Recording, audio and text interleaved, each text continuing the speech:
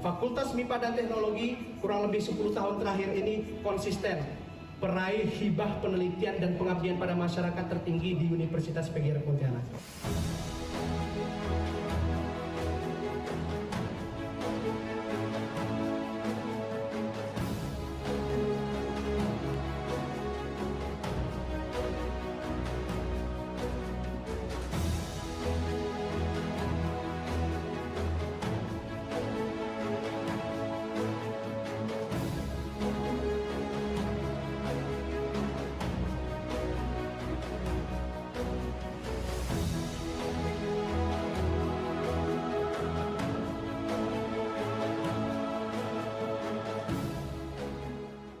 Mari bergabung di keluarga besar Fakultas MIPA dan Teknologi Universitas PGRI Pontianak.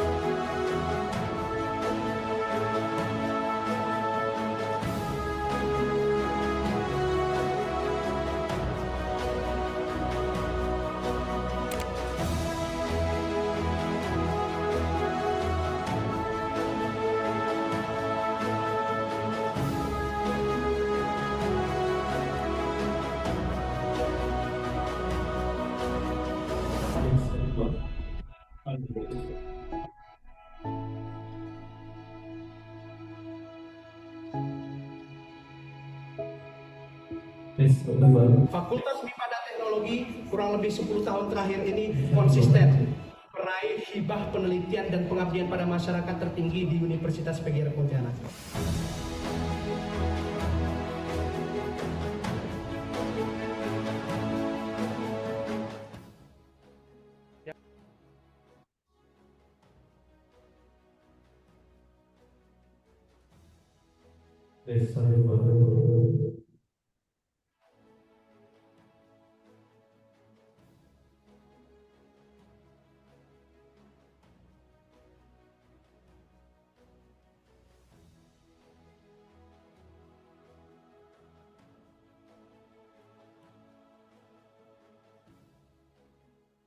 Mari bergabung di keluarga besar Fakultas MIPA dan Teknologi Universitas PGRI Pontianak.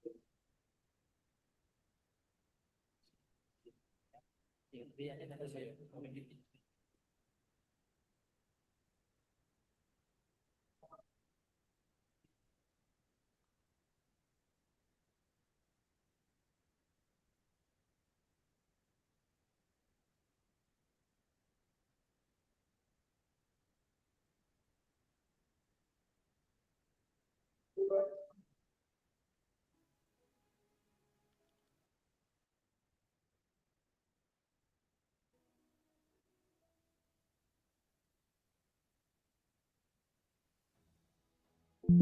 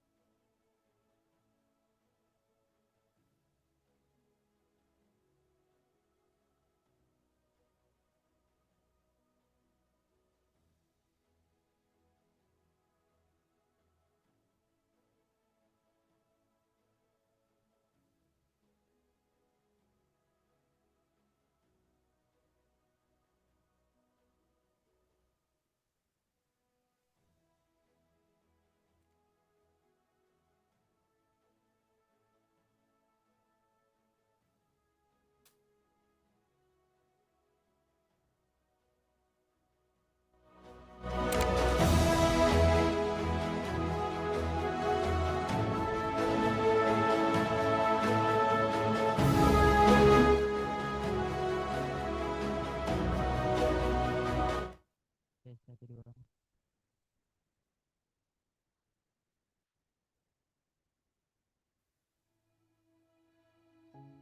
Tes satu dua. Fakultas MIPA dan Teknologi 10 tahun terakhir ini konsisten meraih hibah penelitian dan pengabdian pada masyarakat tertinggi di Universitas PGRI Pontianak.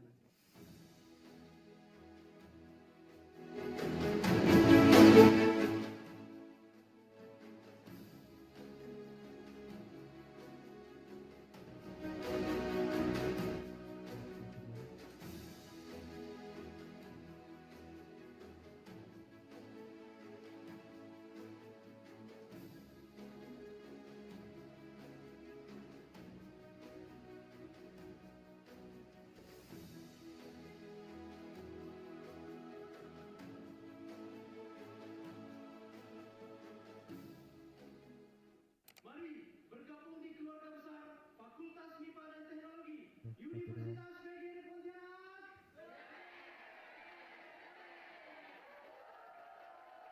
Tes satu dua. Tes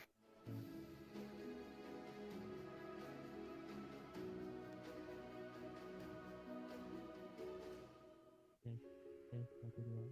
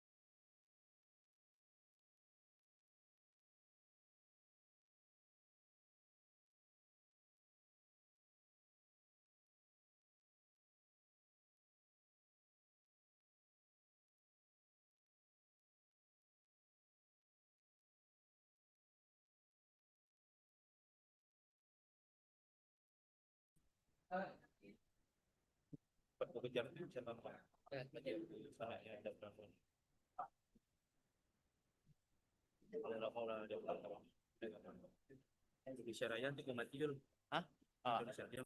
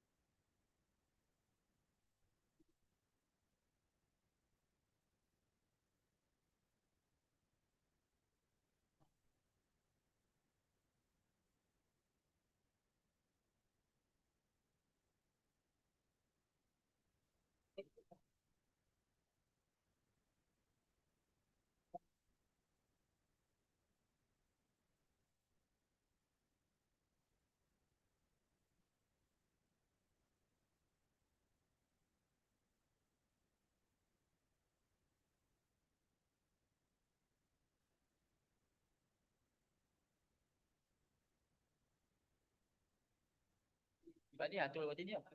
Kalau tampil di Zoom-nya harus tampilkan di kakak berarti ini. Bon, harus pakai punya kita berarti ini. Kalau tampil di Zoom kalau tidak tuh ini betul berarti itu. Orang, nah, orang berarti bisa. Ya, ya katakan Bu. Nanti kita tambah monitor kan belum mulai ini itu nanti.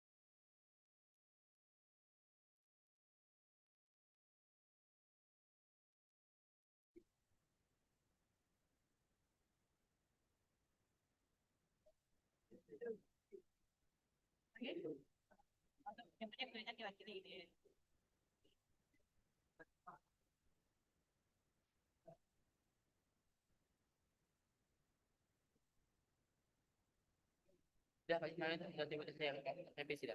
Udah, semua ada laporan itu. Laporan sudah ada sama serikat dengan yang itu. Oh, udah terakhir, data terakhir kan? Katanya. Kita bilang laporan apa sih, data masuk itu laporan.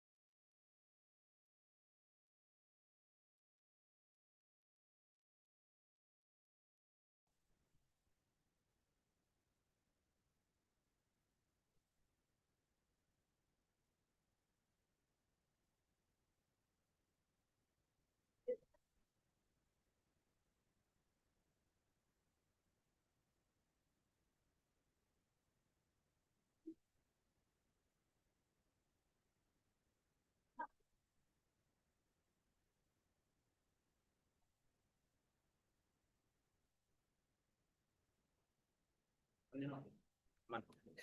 Bilang rusak. Assalamualaikum warahmatullahi wabarakatuh. Ya udah bisa dah. Your Excellencies, Chairman of YPLP SPT PGRI Kalimantan is represented by Professor Zainuddin Hadi Prasojo MA in this occasion. Vice Rector of Universitas PGRI Pontianak for Academic Affairs, Dr. Aul Rahman MPD. Rector of Universitas Muhammadiyah Pontianak. In this occasion will be represented by Dean of Fakultas Keguruan dan Ilmu Pendidikan, Wisma Karya Masari Kurniawan, PhD,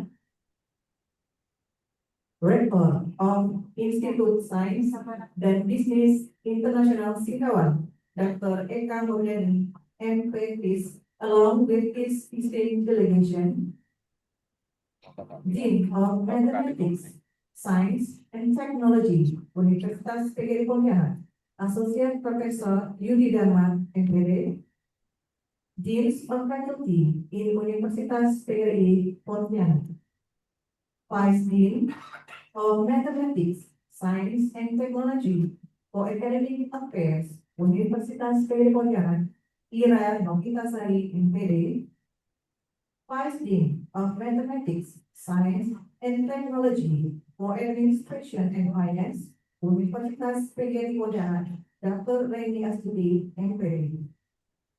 Heads of Study Program in Mathematics, Science and Technology Faculty, Universitas PGRI Pontianak. We are honored to have our keynote speakers, Professor Pedro Sainz Lopez Buñuel from University of Huelva, Spain, and Associate Professor Daisy May R. Boctior from Eurogil Amang Rodriguez Institute and Technology, Philippines, who joining us today virtually. Last but not least, the participants and presenters who are joining in person or virtually.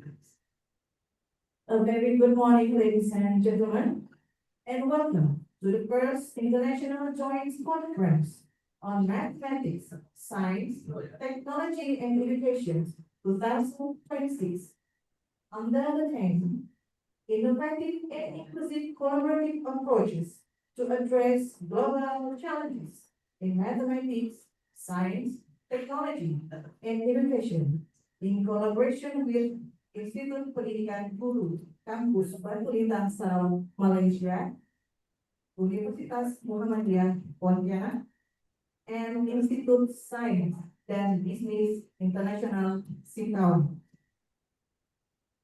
This event is taking place on Thursday, 23rd of April 2026 here at Aula Hadari Nawawi, Universitas PGRI Pontianak, West Kalimantan, Indonesia. To begin with, please allow me to extend our warmest welcome to our honorable guest present here today, Dr. Kamalawati binti Rohan, along with her esteemed delegation from Institut Pendidikan Guru Kampus Batu Lintang Sarawak, Malaysia. It is such a great honor and pleasure for us to have you to come to Pontianak, the city of Ecuador, in this special occasion. I will share a pantun or a poetry, writing for one of the first recited in songs, writing. Ke pasar beli buah pepaya.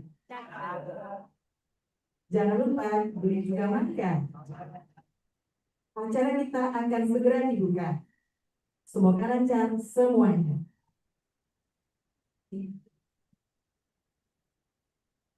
Ladies and gentlemen, please rise for National Anthem Indonesia Raya and Mars Universitas PGRI Pontianak.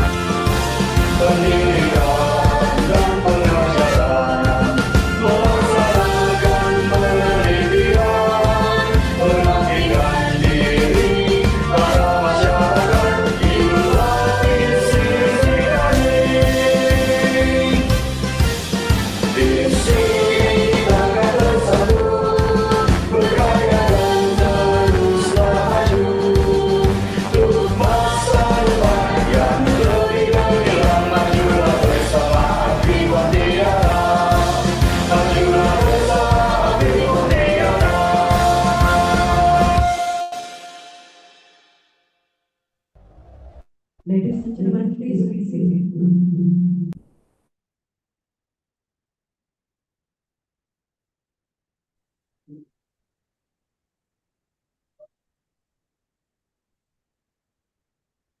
We kindly ask for your attention for recitation of prayer led by Wandra Ifandi, SPD, SG.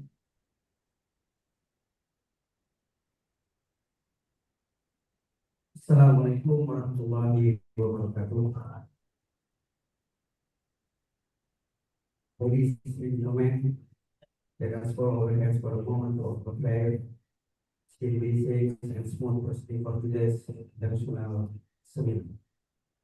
Please allow me to read the prayer for Muslim participants and we respectfully for the other. Prayer in Indonesian language. A'udzubillahiminasyaitonirrajim. Bismillahirrahmanirrahim.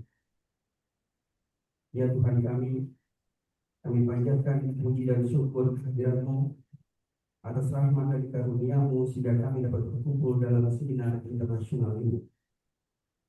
Kami mohon bimbingan, hikmat dan kebijaksanaan-Mu agar seluruh rangkaian kegiatan ini dapat berjalan dengan lancar, tertib, dan penuh makna. Ya Allah, ya Tuhan kami, bukakanlah hati dan pikiran kami agar mampu menerima, memahami, dan mengembangkan pengetahuan yang kami peroleh. Semoga kegiatan ini memberikan manfaat yang luas, menambah wawasan, mempererat hubungan antar bangsa, serta berkontribusi bagi kemajuan ilmu pengetahuan dan kesejahteraan umat manusia. Amin, amin ya rabbal alamin. Assalamualaikum warahmatullahi wabarakatuh. Thank you.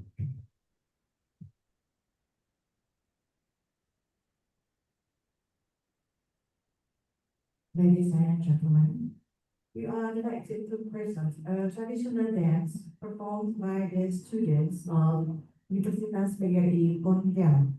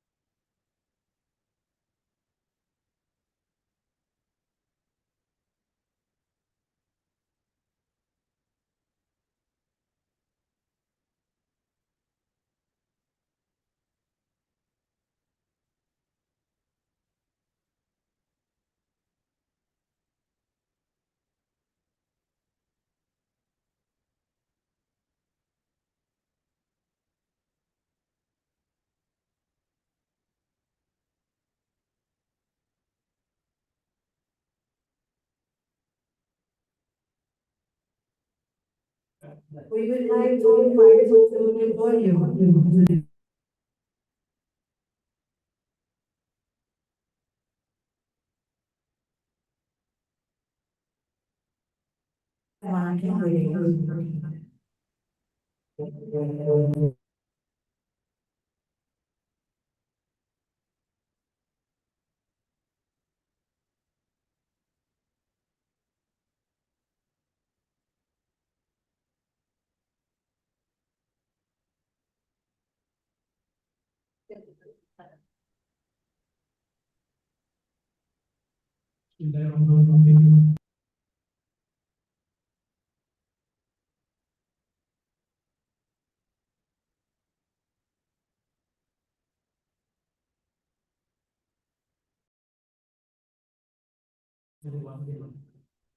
Mentari pagi.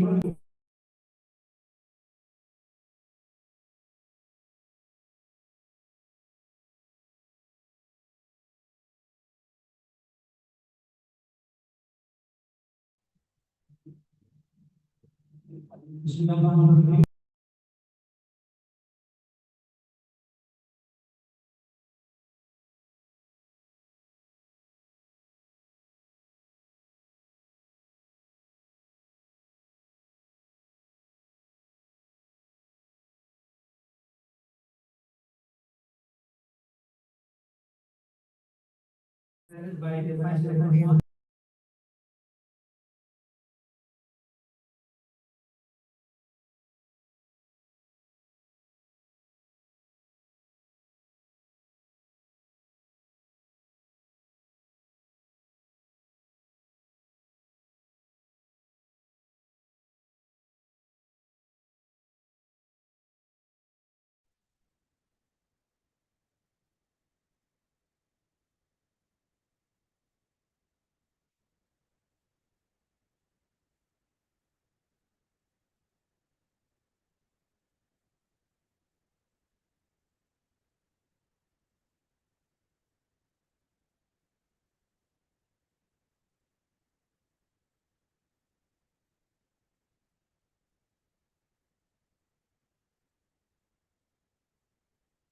We extend our appreciation to our distinguished keynote speakers.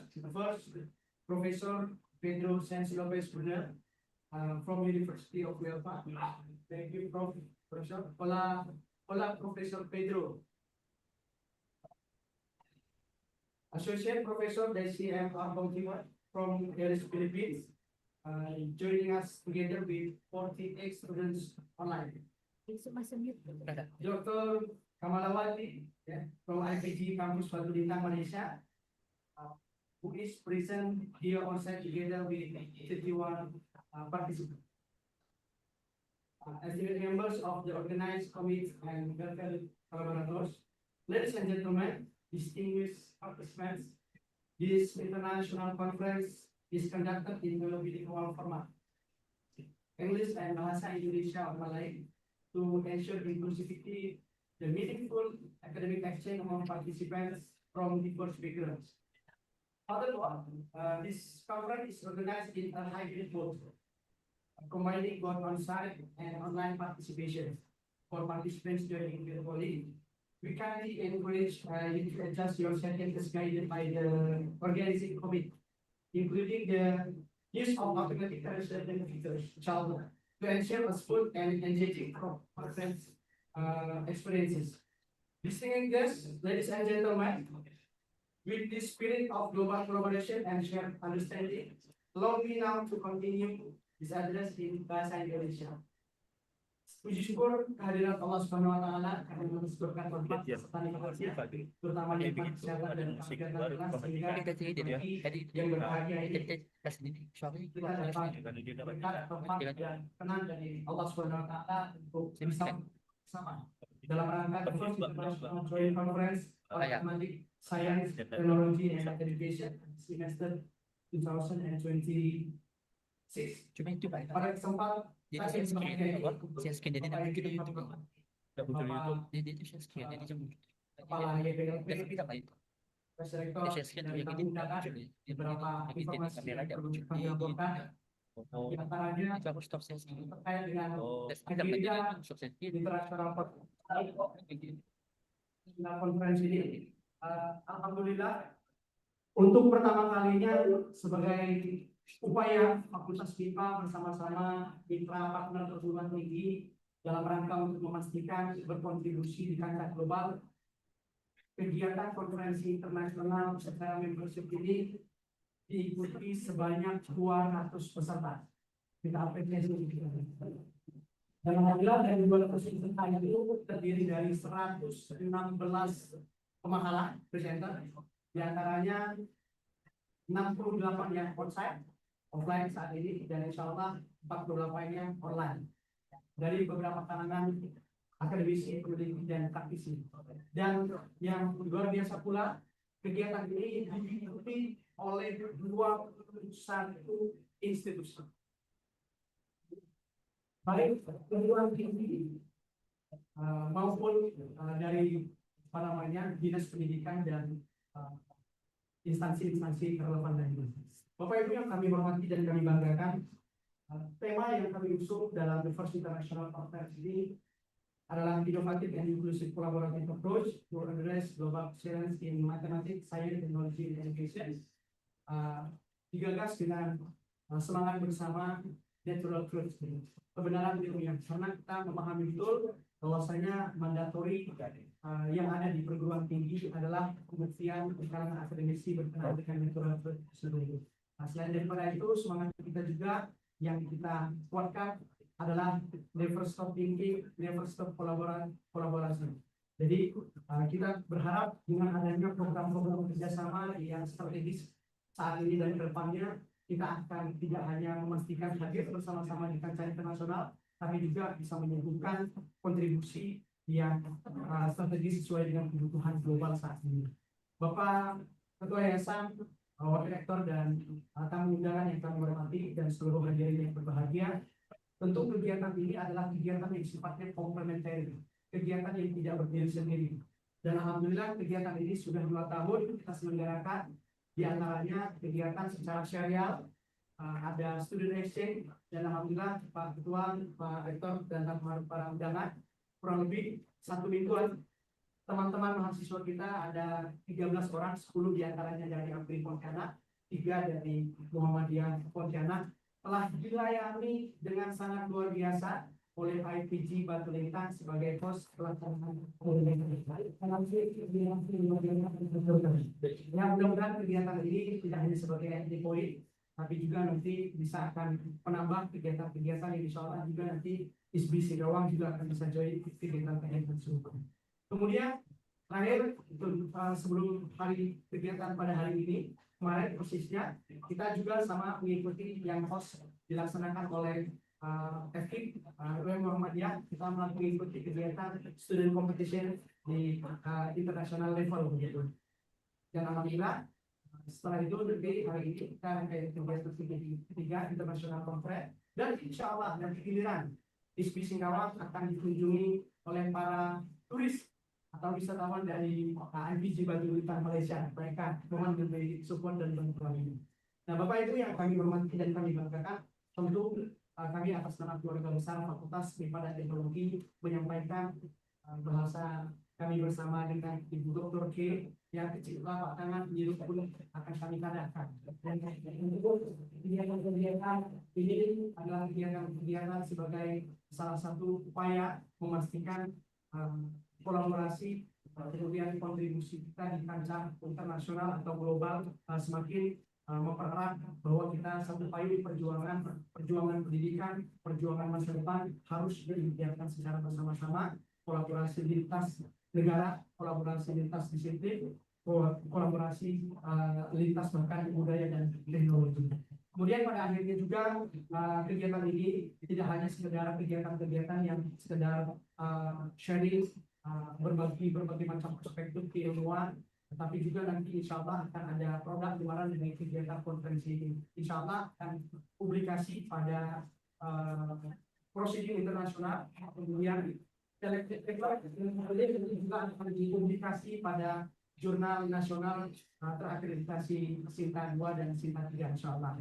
pada akhirnya sebelum menutup sambutan atau laporan singkat ini, kami mohon perkenan nanti Bapak Wakil Rektor berkenan menyampaikan sambutan sekaligus membuka kegiatan konferensi ini.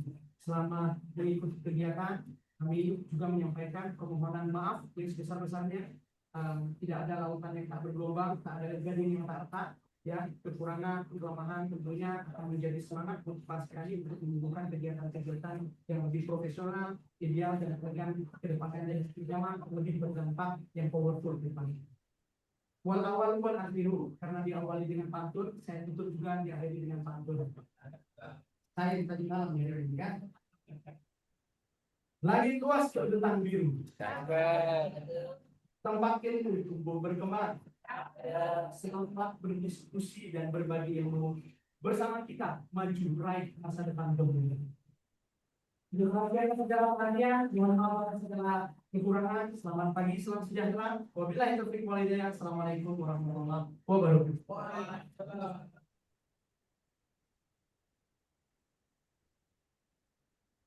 Thank you, Mr. Bidana, for having us this morning.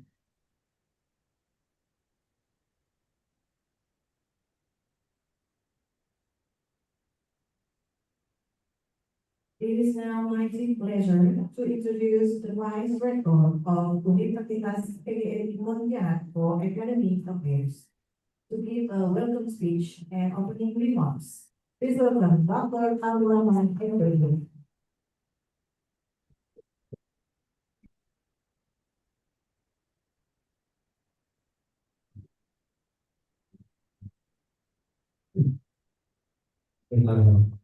Assalamualaikum warahmatullahi wabarakatuh. Good morning, ladies and gentlemen. Hadir Kak Talina, Baca Romi, Kak Sarwaya, Berseng Atta, Ibadah.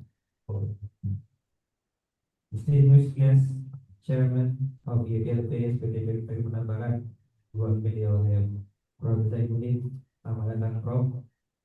Ini some faculties at Augri Pontianak. Di sini ada Pak Eka, Pak Dr. Eka, dan representative of other teams as well. Welcome. And then the dean of the faculty of Mathematics, Natural Sciences and Technology, Associate Professor Yudi Dharma, along with the committee. Thank you very much for preparing this international conference. Directors, deans, leaders of our partner institutions, welcome back, Dr. Kamalawati. See you again.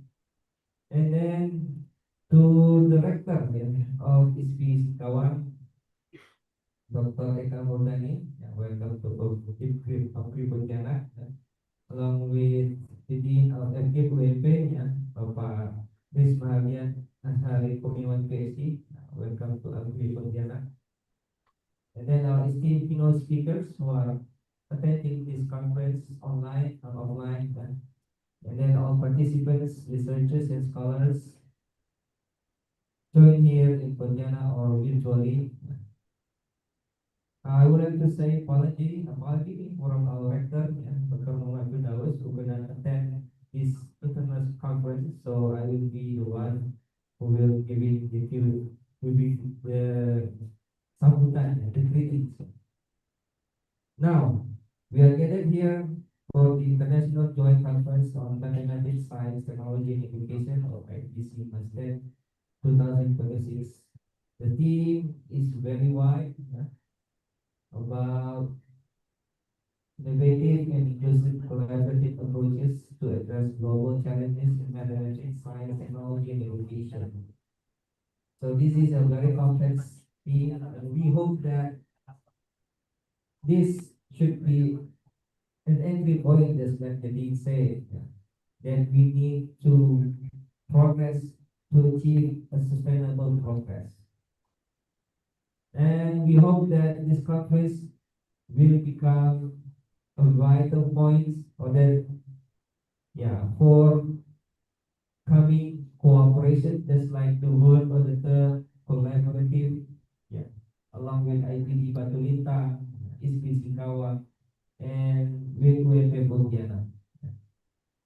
Now, Universitas PGRI Pontianak is committed to fostering international partnerships, and we hope that signing memorandum of institutional cooperation with the IPD Batulita, UMP Pontianak, and ISP Singkawang will bring or bridging the gap between innovation and implementation. And to all presenters, I wish you a fruitful session. Many discussions in the panel rooms today spark new ideas and lasting collaboration. Now, before I end the speech, saya coba pakai points dulu ya, atau pantun satu dalam bahasa Inggris dulu. Please say cakep. Oh no, the best ya, the best. Tadi cakep sudah dipakai oleh Pak Tegar. In the city where the sun stands straight and tall, you'll find no shadows against the wall. Welcome to Pontianak, it's a tropical delight, where the heat is strong, but our coffee is just right. Ini khusus untuk IPD Batulita. Pergi belayar ke negeri jiran, membawa bekal saran di hati. Mahasiswa dikirim untuk pertukaran, dapat ilmu dan kawan lalu kembali. Thank you very much for participating today. Now, by saying Bismillahirrahmanirrahim, I want to officially declare the International Joint Conference on Mathematics, Science, Technology, and Education, or IDC Masjid 2026, open. Bismillahirrahmanirrahim. Thank you very much. Waalaikumsalam warahmatullahi wabarakatuh.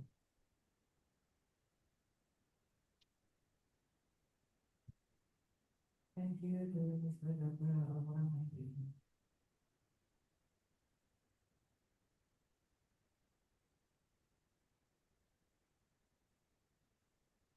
Distinguished guests, ladies and gentlemen, we are about to witness the signing of memorandum of cooperation between institutions, followed by the exchange of the plaque from Universitas PGRI Pontianak, Institute Science dan Business Singkawang, Universitas Muhammadiyah Pontianak, dan Institut Pendidikan Guru Kampus Batulita Sarawak, Malaysia.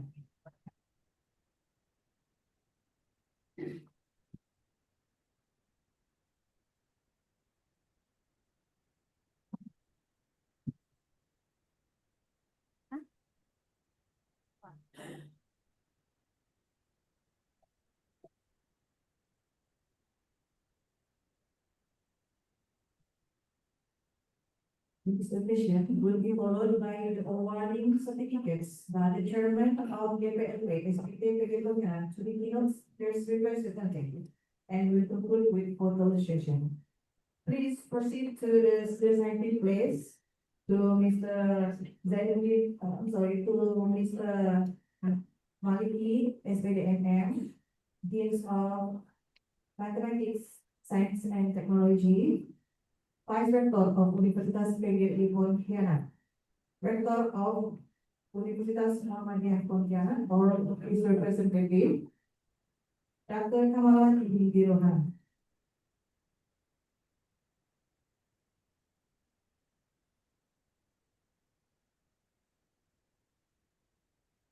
Rector of Institute, Science and Business.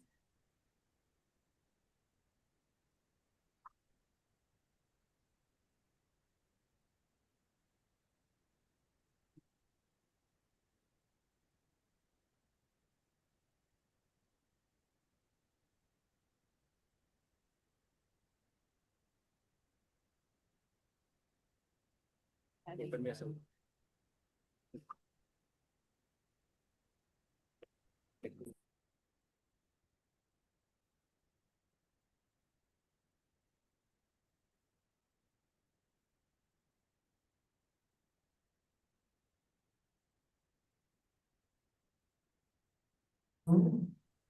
Vice Rector of Universitas Regional, Dr. Abdul Rahman, Corporate Social.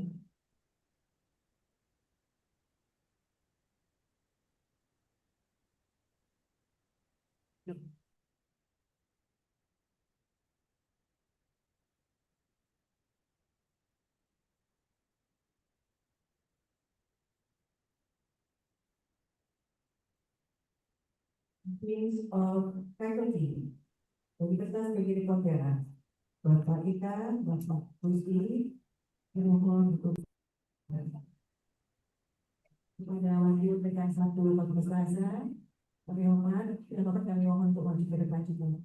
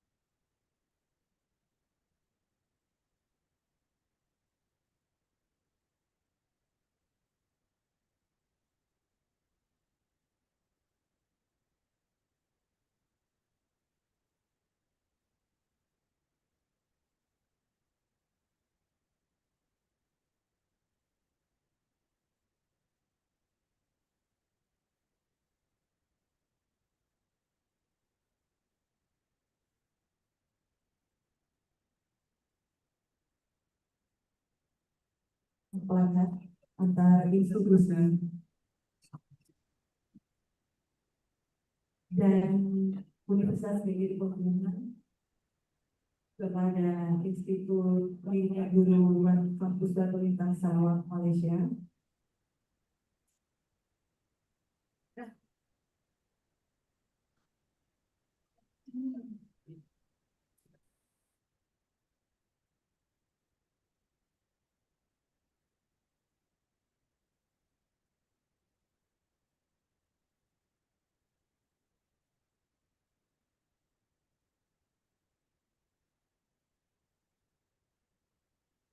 Dilanjutkan dengan penggunaan plakat dari Universitas PGRI Pontianak merupakan Institut Sains dan Bisnis Ekonomi.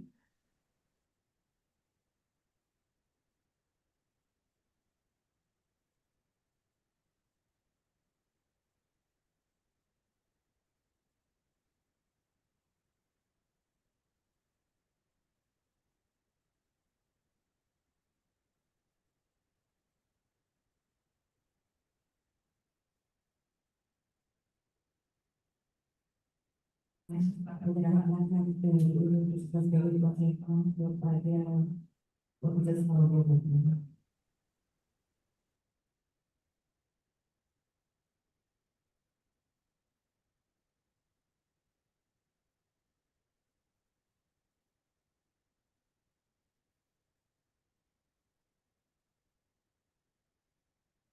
Kawan kepada Institut Pendidikan Guru Kampus Lintas Sarawak Malaysia.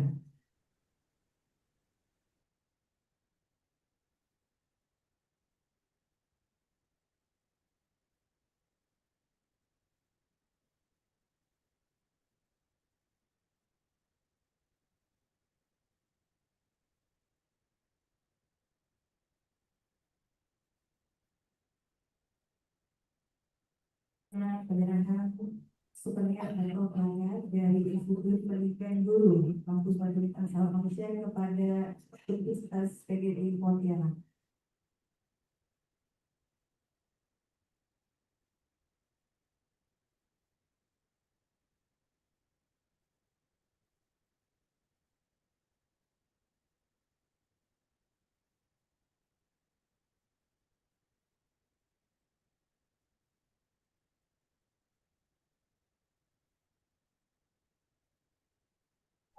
Bahkan Penyerahan sertifikat kepada perwakilan Kilang Tiga oleh Ketua DPRD SPT PGRI Kalimantan Barat kepada Ibu Dr. Kamalawati Widodo yang Bapak Yudi dan Bapak Minister Pendidikan.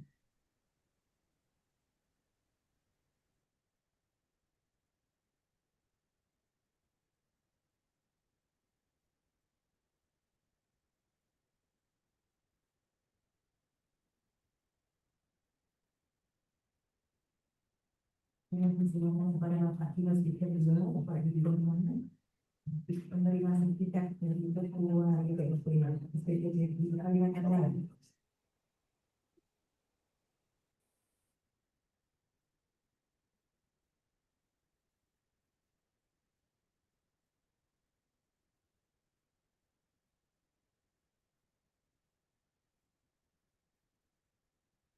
Pengalaman kepada pandangan dan Ibu Institut Pendidikan Guru Kampus Pendidikan Asal Malaysia maju ke podium berfoto bersama.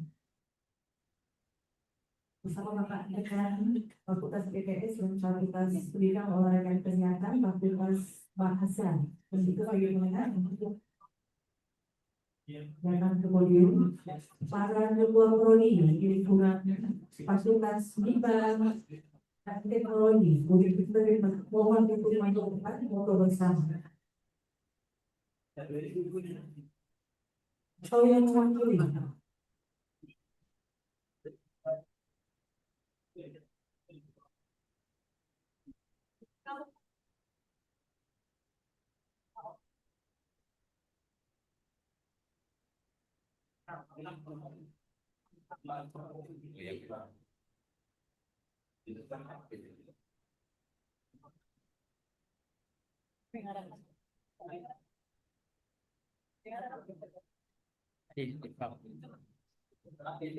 Ada ini, Pak.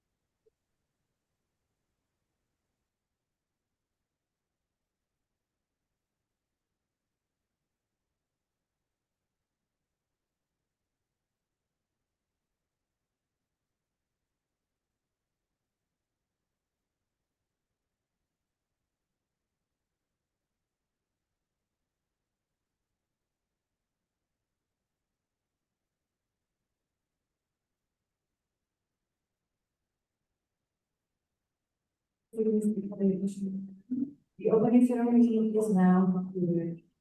And we will proceed with the next session, which is a presentation from our university, like our seminar, Dr. Muhammad Atta and the UK.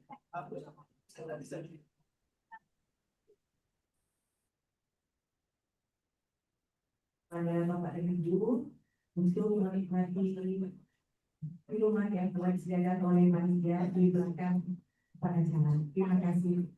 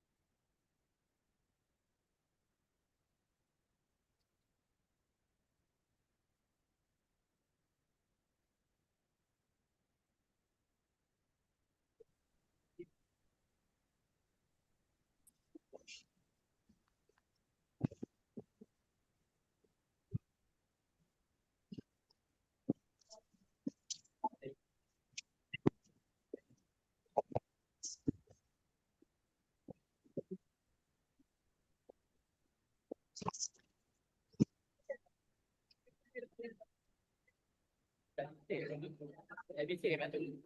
ABC dia.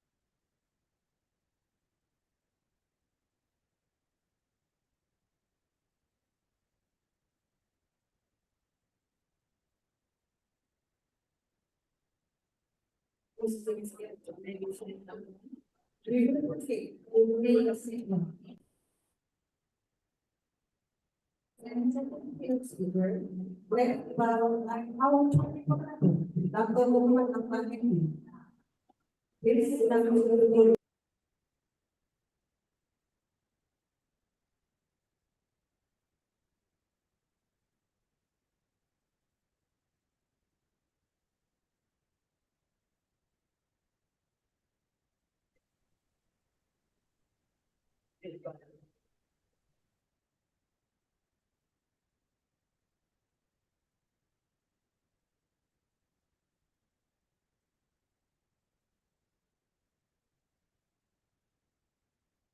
Muhammad Nafis, MPhil. Economy is a lecturer in the Information Technology Education Strategy. And is a lecturer review in information systems from the Pontianak at 2009.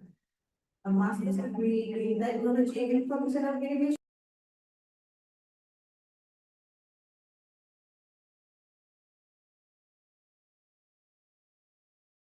In the same field from Universitas Padang in 2025. He has diverse professional experience, beginning as a village representative in Kumpuraya, JDC on 2010 to 2011, and later serving as a lecturer at Nami Panjama in Korea and Polytechnic Travansan. Since 2012, he has been a lecturer at Universitas in Korea. Dr. Arpan is actively involved in academic policy as an editor and reviewer for numerous national and international journals.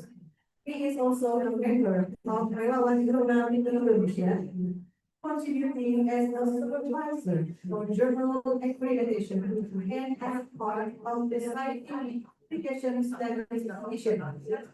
In 2021, served as a president for the college and administrator of the journal program organized by the Indonesian Ministry of Education.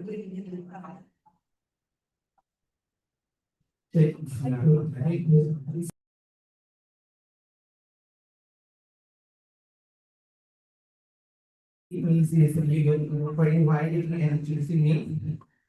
And ladies and gentlemen, good morning from Pontianak, Indonesia. Makan pagi laut yang lancar. Belajar dimakan dalam tempayan.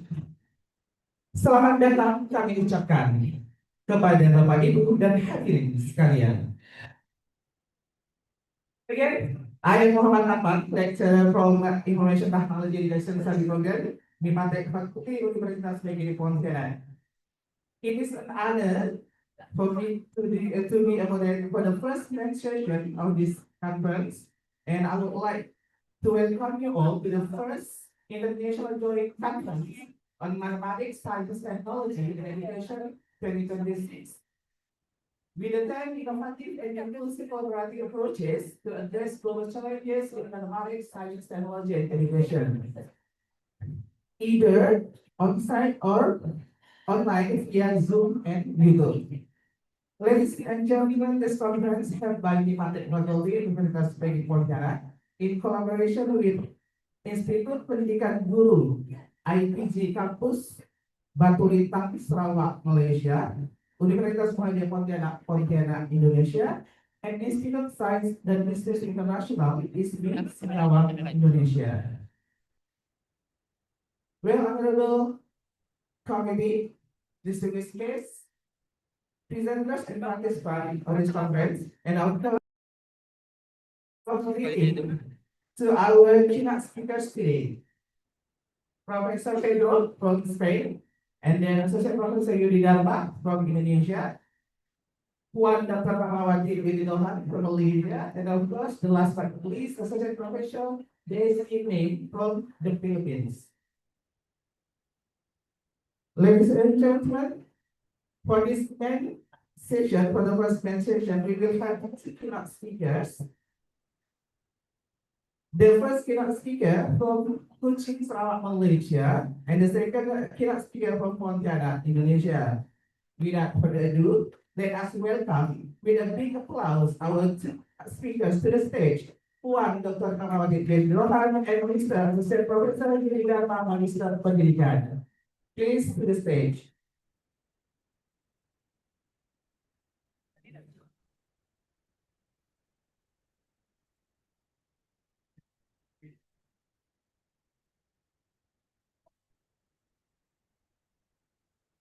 Yeah, thank you for our keynote speakers. Ladies and gentlemen, how are you? Why?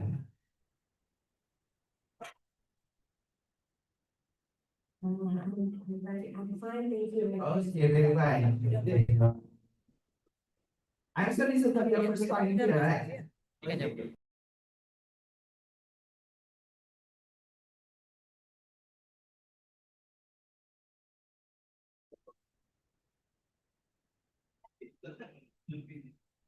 Check.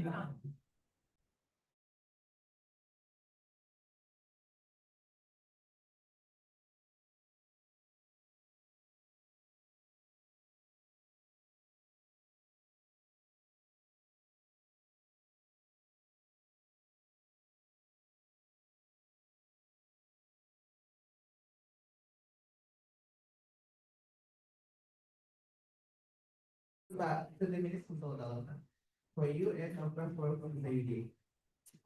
And we will start the presentation of Puan Dr. Kamawati Windinoha as the first speaker. The first keynote speaker, please allow me to tell you about how succeeding.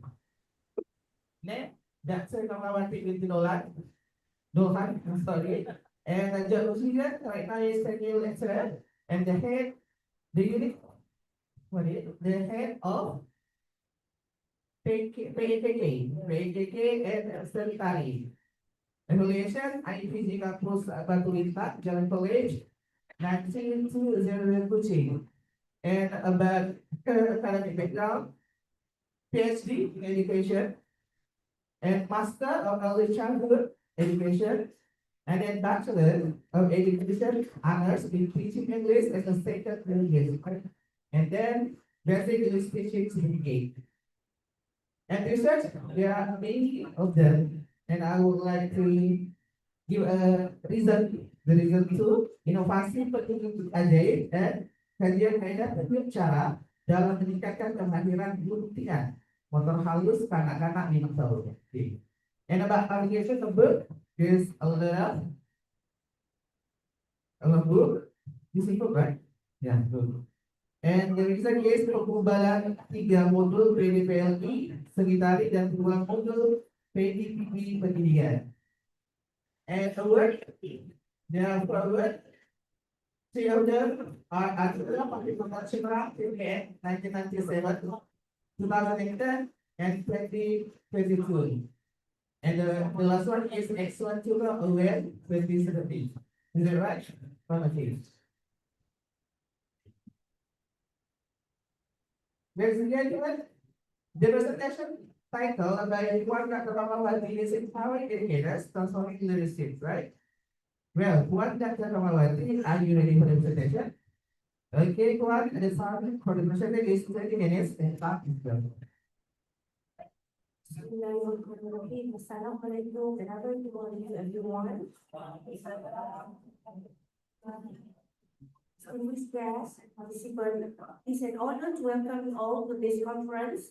I'm delighted to be a part of this gathering, where ideas, knowledge, and experiences are shared. I hope today's session inspires valuable discussions and new perspective for everyone.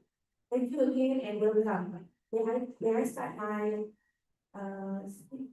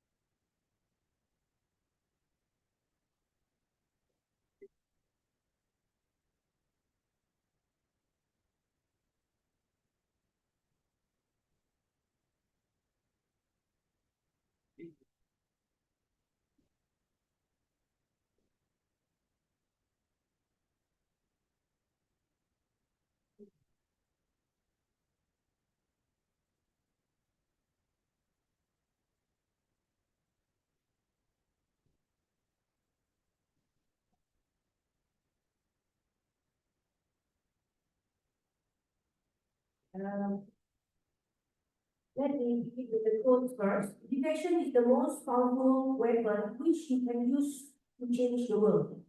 By Nelson Mandela. Why teacher development and leadership matter today? Okay, so here we can see education is the foundation of progress, but it's not just about students, but it's about the teachers and the leaders. Okay, then we are the teachers who guide that. And today we look at how professional growth and leadership are intertwined, right?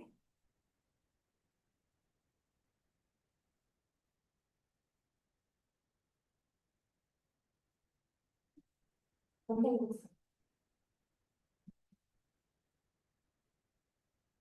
All right, the changing landscape, yeah. Global challenges, technology, the diversity, equity. So need for adaptive leadership and teachers as lifelong learners. Okay, here about our classrooms are evolving technology, diverse students' needs and equity challenges require us to rethink how we live and teach. And teachers must be lifelong learners, and leaders must be adaptable. As a leader, you must be adaptable to whatever we have here. So next, teachers' professional development, continuous learning, collaboration and peers mentoring, reflective practice, examples, professional learning communities as PLCs, yeah. So here, as a professional development isn't a one-time workshop, it's a continuous journey. As a teacher, we must continue our challenge in teaching. And the collaboration through PLCs and reflective practice helps teachers grow and stay inspired.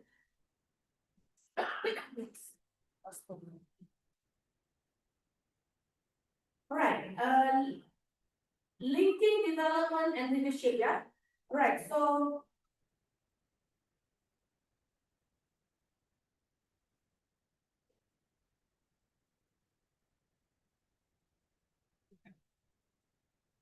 right, leadership styles, yeah? So we have here leadership style. Leadership styles transformational, instructional, distributed as a role of leaders in shaping culture and empowering teachers to lead from within. Right? So here we can see how we used to be a leadership, how we want to be a leader. Okay? So here it's big about vision and culture, transformational leadership, leaders inspire constructional leaders, guide and distributed leadership, empower teachers to step up. Okay. All right, linking development and leadership. All right, strong leadership fosters teacher growth, empower teachers, strengthen leadership capacity, and leadership is not a position, it's a practice. Okay, if you are a leader, you're not going to stay in one position, but you want to practice what you have and deliver it to your youngsters or your students, right? So leadership and teacher development are inseparable when leaders invest in teachers' schools, right? Yeah. And when teachers embrace leadership, they elevate the entire systems. Okay.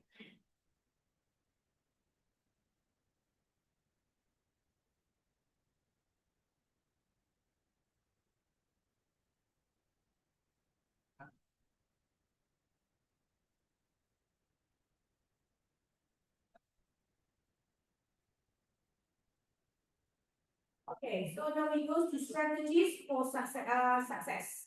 How to success is as a leader. First, invest in ongoing training, so ongoing process, yeah. Then encourage innovation in classroom.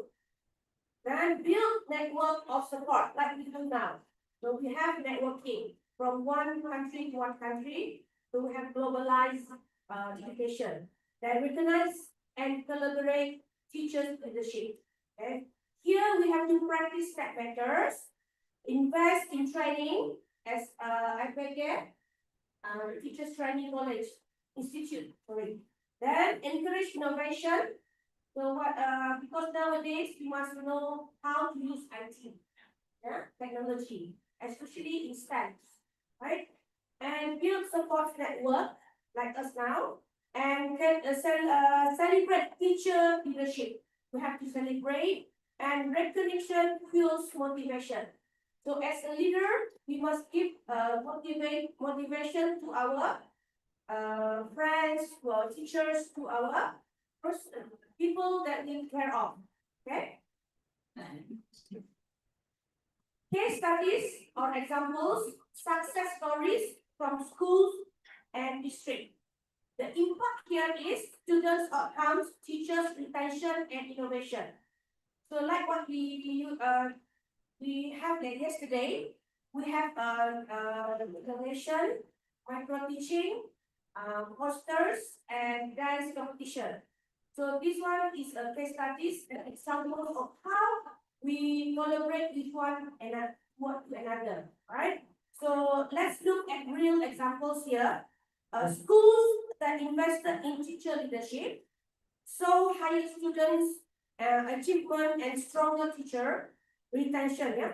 So these stories prove the power of development and leadership, right?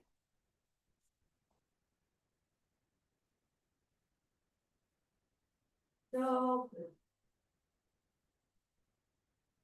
okay, so now we have here inspire educators to embrace growth.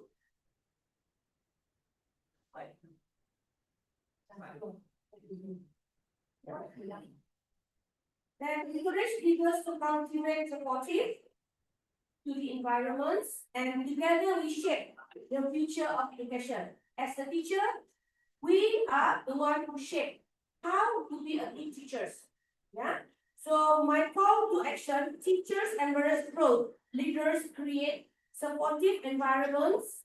Together we shape the future of education. So last but not least, I want to leave you with this thought: when we invest in teachers, we invest in the future, right? And thank you for your dedication and for your work you do every day to shape the life of students. Yeah. Then together through professional development and leadership, we can build tools that fully inspire and empower. And remember, empowering education transform leadership, and leadership transform education. So let's continue this journey together. So thank you very much.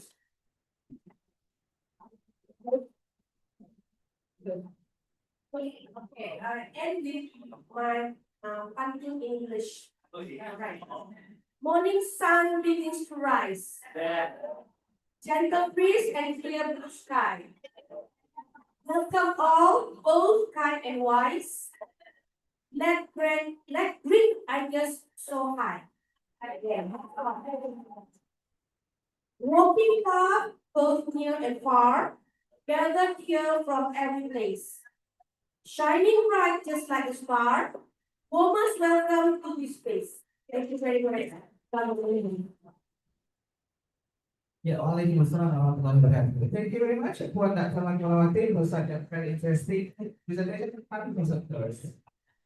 Well, next, ladies and gentlemen, we will proceed to Q&A, question and answer session. Considering the time we have, 10 minutes, we will accommodate the questions. And for those of you who wish to ask a question, please raise your hand and we will ask you the question. Please mention your name and affiliation. Committee, please. The mic. Committee, please, the mic. Any questions? Participants? Yeah. Committee, please.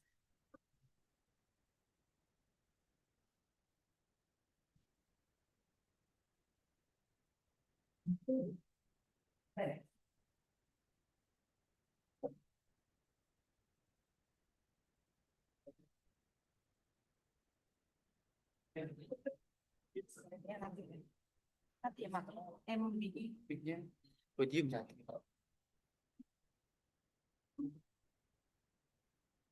Baik, Assalamualaikum warahmatullahi wabarakatuh.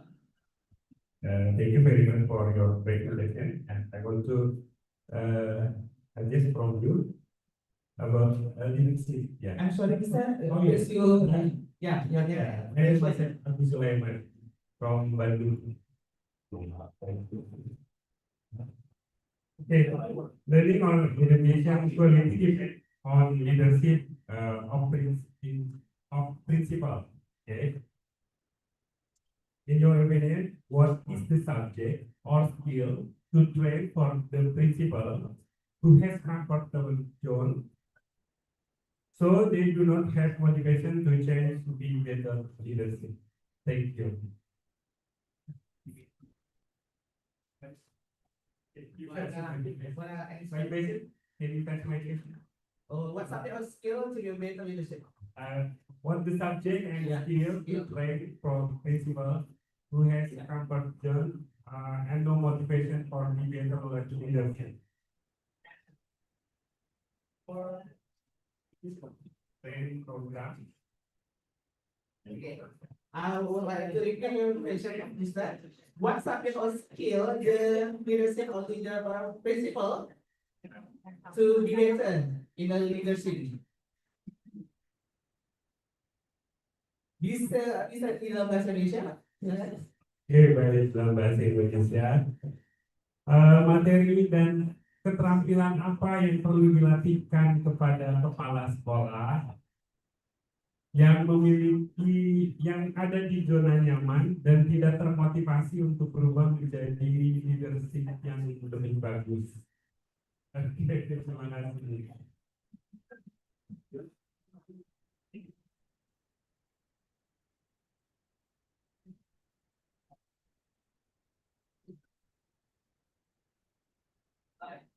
Skill about skill. What skill to improve our leadership for principals and master?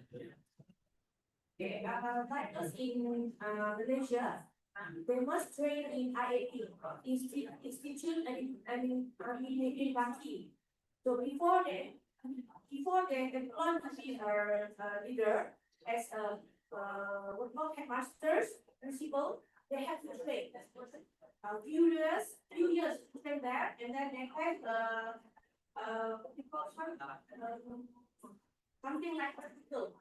They do the practical, then they can be good principals and headmasters. So must go training before they become a leader. Then as the leader, we must know how to use ourselves, how to motivate our staff, how to motivate our teachers and our ground staff. Not only the teachers, but we have to take care of our ground staff also, non-academic. So then we can build a good motivation and a good environment. Okay, then we can build a good leadership there. Okay. Am I answering you? Yeah, thank you very much. Thank you for the answer. Are you satisfied? Mister, are you satisfied? Mister? Okay, Mr. Agus. Mr. Agus. Okay. Well, let's get that. We will go to the second question. Any of you want to ask? Okay. Please, the mic.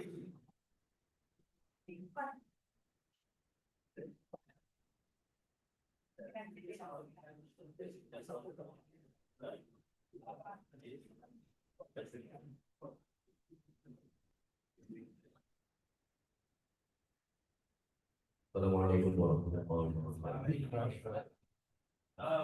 Saya sedikit Malay. Dan saya Mahadi bin Hadis daripada Kampus Batu Lintang.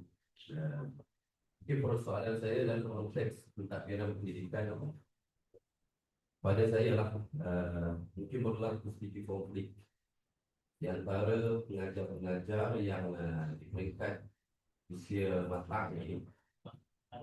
Bila berhadapan dengan pelajar-pelajar yang di peringkat usia generasi Kita generasi yang dah kurang terdedah dengan ICT dan sebagainya. So bagaimana kita nak menghadapkan itu, nak mengharmonikan struktur pentadbiran pendidikan kita ini agar menghasilkan hasil yang terbaik di peringkat kita yang hampir di penghujung usia ini dengan pelajar-pelajar yang mungkin di peringkat baru nak membina kehidupan ini. Itu saja daripada saya. Terima kasih. Thank you for Haji Mahmud from IPG. The question is, this is about our generation versus Gen Z, right? Okay, so please answer the question.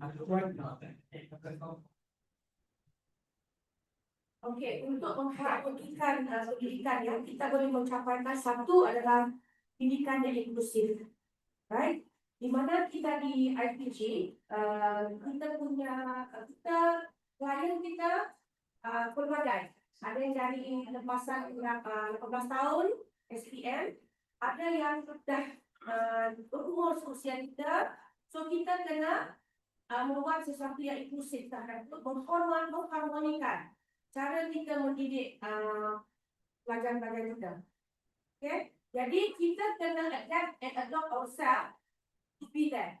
How bila kita berusia, pelajar kita muda daripada kita, so kita adapt kita kepada mereka. Jadi kita nak bukan nak menggunakan diri kita lah, tapi kita kena faham.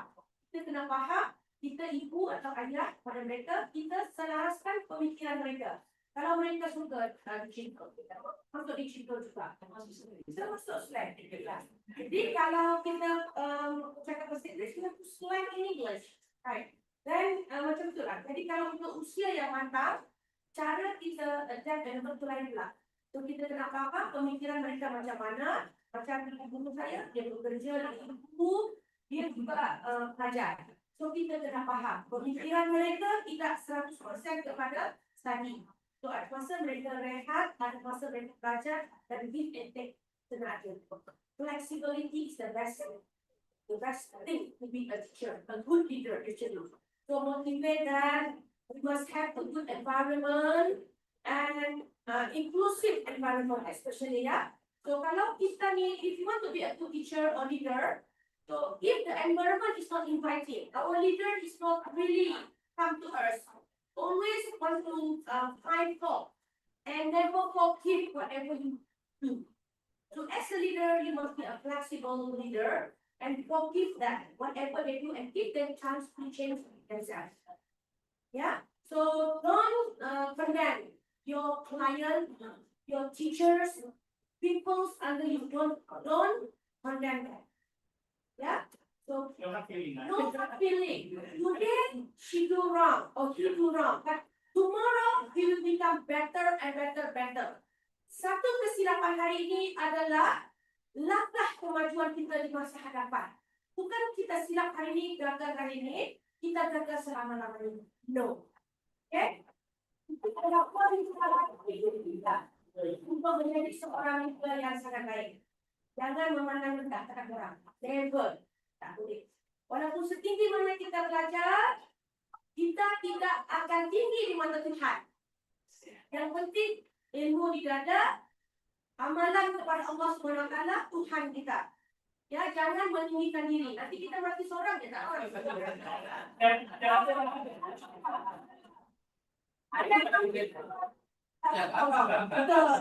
Itulah saran saya selalu kepada. Jangan sombong. Ya? Okay. As a leader, you must know how to carry yourself. Especially if you're what do you call this? Your ethic. The way penampilan diri. What do you call this? Your attitude especially. How you talk to people. How you deliver your speech to people. That's very important. That's how we can collaborate with Pak Yuti. She loves Malaysia very much.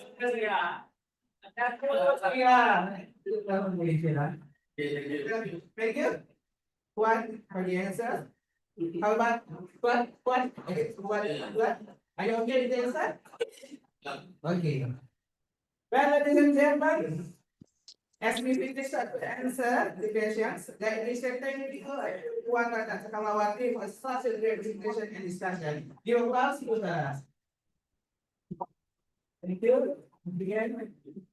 And ladies and gentlemen, next we will come to the second class speaker, Mr. Jose Professor Leader Magister Pendidikan. As your info, ladies and gentlemen, he is the one of the youngest leader in here. So, he gave us our Assistant Professor Leader. But before Mr. Leader started the presentation, please allow me to tell you about his succeeding. Okay.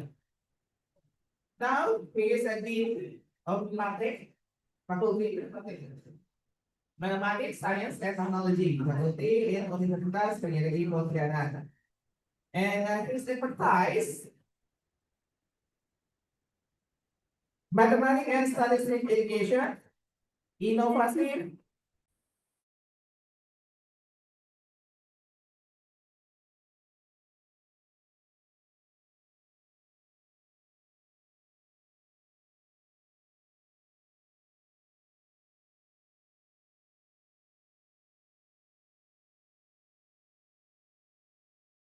methodology of educational research, right? So you did. And the award was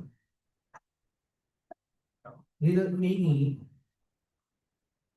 He is the first runner-up of innovative and dedicated lecturer in international level 2024. More than 14 national competitive grants and more than 80 scientific publications. He has 11 books, right? Is it? Okay. And of course, as a keynote speaker in national and regional. And pembicara media, yeah, television, electronic, and mass media. Okay. He graded from Universitas 11 Maret in mathematics education, and from here, Universitas Negeri Pontianak for the bachelor in mathematics education. It is very much to handle. I think I see. I tell you about the So no further ado, are you ready? If you do, okay. 20 minutes for your presentation and the time is yours. Thank you, Mr. Moderator. Bismillahirrahmanirrahim. Assalamualaikum warahmatullahi wabarakatuh. Distinguished guests, respected scholar, dear honorable speaker, our participants. It's a great honor to be part of meaningful international conference. Today, we are not sharing the knowledge, but also shaping the culture, communication, collaboration, and innovation. Bapak Ibu yang kami hormati, perkenalkan saya dari kontekstual, yang komprehensif, saya menyampaikan himpunan bahasa Indonesia. Terima kasih. Dan untuk yang secara virtual nanti sama otomatis translation. Saya mencoba memperkenalkan terkait dengan teknostas PR modern sebagai sebuah bentuk menjembatani budaya dengan teknologi sebagai upaya untuk mengoptimalkan kemampuan ilmu bisa seperti ilmu statistik, ilmu matematik dan seterusnya, ilmu yang ada very strong phenomenology. Dan statistical literasi in higher education. Ibu Bapak yang kami hormati, di era transformasi, di era globalisasi, tentu kita disuguhkan dengan berbagai macam dimensi pendidikan, permasalahan dan sebagainya. Itu tidak bisa hanya sekedar direspon secara parsial, konvensional, apalagi individual. Oleh karenanya kita membutuhkan kolaborasi lintas ilmu atau lintas disiplin, lintas budaya, lintas teknologi agar ilmu atau proses pembelajaran yang kita sampaikan itu tidak hanya sekedar transfer of knowledge, tapi lebih dari transfer of values. Nah, kemudian Bapak Ibu tentu tadi menyambung sekali tadi ada. Terima kasih Pak Agus ya. Beliau ini dari Bandung begitu amat sangat jauh kalau bicara jarak lebih jauh daripada Indonesia Malaysia. Ya, beliau dari West Java ya. Ya, apa namanya Jawa Barat. Satu-satunya peserta yang onsite dari luar provinsi. Kita berikan apa juga. Topik kita tadi menyambung juga dengan pertanyaan-pertanyaan sebelumnya. Kita di dalam kelas tentu transformasi pendidikan itu selalu diawali dari dalam kelas. Sebaik apapun perencanaan, pulang lagi pada proses pelaksanaannya. Apalagi kita tidak punya perencanaan yang ideal dari strategi for. Nah, tentu kita disuguhkan dalam suatu kondisi 3 abad menjadi satu. Misal sebagai contoh, gurunya itu di abad ke-19, lahiran 1900 dan seterusnya. Studentsnya di abad 20. Tapi sedangkan tantangannya, teknologinya, sarana prasarana dan sebagainya, itu adalah abad 21. Tripartit, 3 di dalam 1. Nah, tantangan itu tentu ketika kita guru dan sebagainya dosen hanya maaf repetitif, mekanistik, tidak mau keluar dari zona nyaman, tentu peranan kita sangat bisa digantikan oleh teknologi, video grafik dan seterusnya. Tetapi mereka yang tidak akan pernah tergantikan oleh teknologi apapun itu perannya, yang mereka yang dialogis, mereka yang bisa menginternalisasi dan interpretasi dengan satu kata, bersedia. Ketika dia siap mengajar, dia juga bersedia untuk belajar. Apapun itu, yang konvensional, yang mau yang muda, mau yang Gen Z, dan apapun itu dan seterusnya, saya bersedia. Dan saya belum makan. Selain saya. Nah, tentu kita membutuhkan pergeseran mindset. Kalau dulu peserta didik atau student kita belajar dengan cara kita mengajar, tapi kalau sekarang kita harus mengajar dengan cara mereka belajar, ya kan? Nah, sebaik apapun kurikulum, sarana prasarana dan lain sebagainya, ya tadi transformasinya adalah dimulai di dalam kelas, ya bukan lagi mereka apa yang kita suguhkan, tapi ya kita bisa bertanya dengan sebuah pertanyaan yang dasar. Ini kita terkait dengan transfer of knowledge, values yang serius. Nah, Bapak ini akan mengamati selanjutnya. Operator, please buka sebelum. Nah, ini data fakta. Kita harus jujur. Bukan hanya di Indonesia, dari hasil program Internasional Student Assessment, literasi numerasi, literasi digital, semua.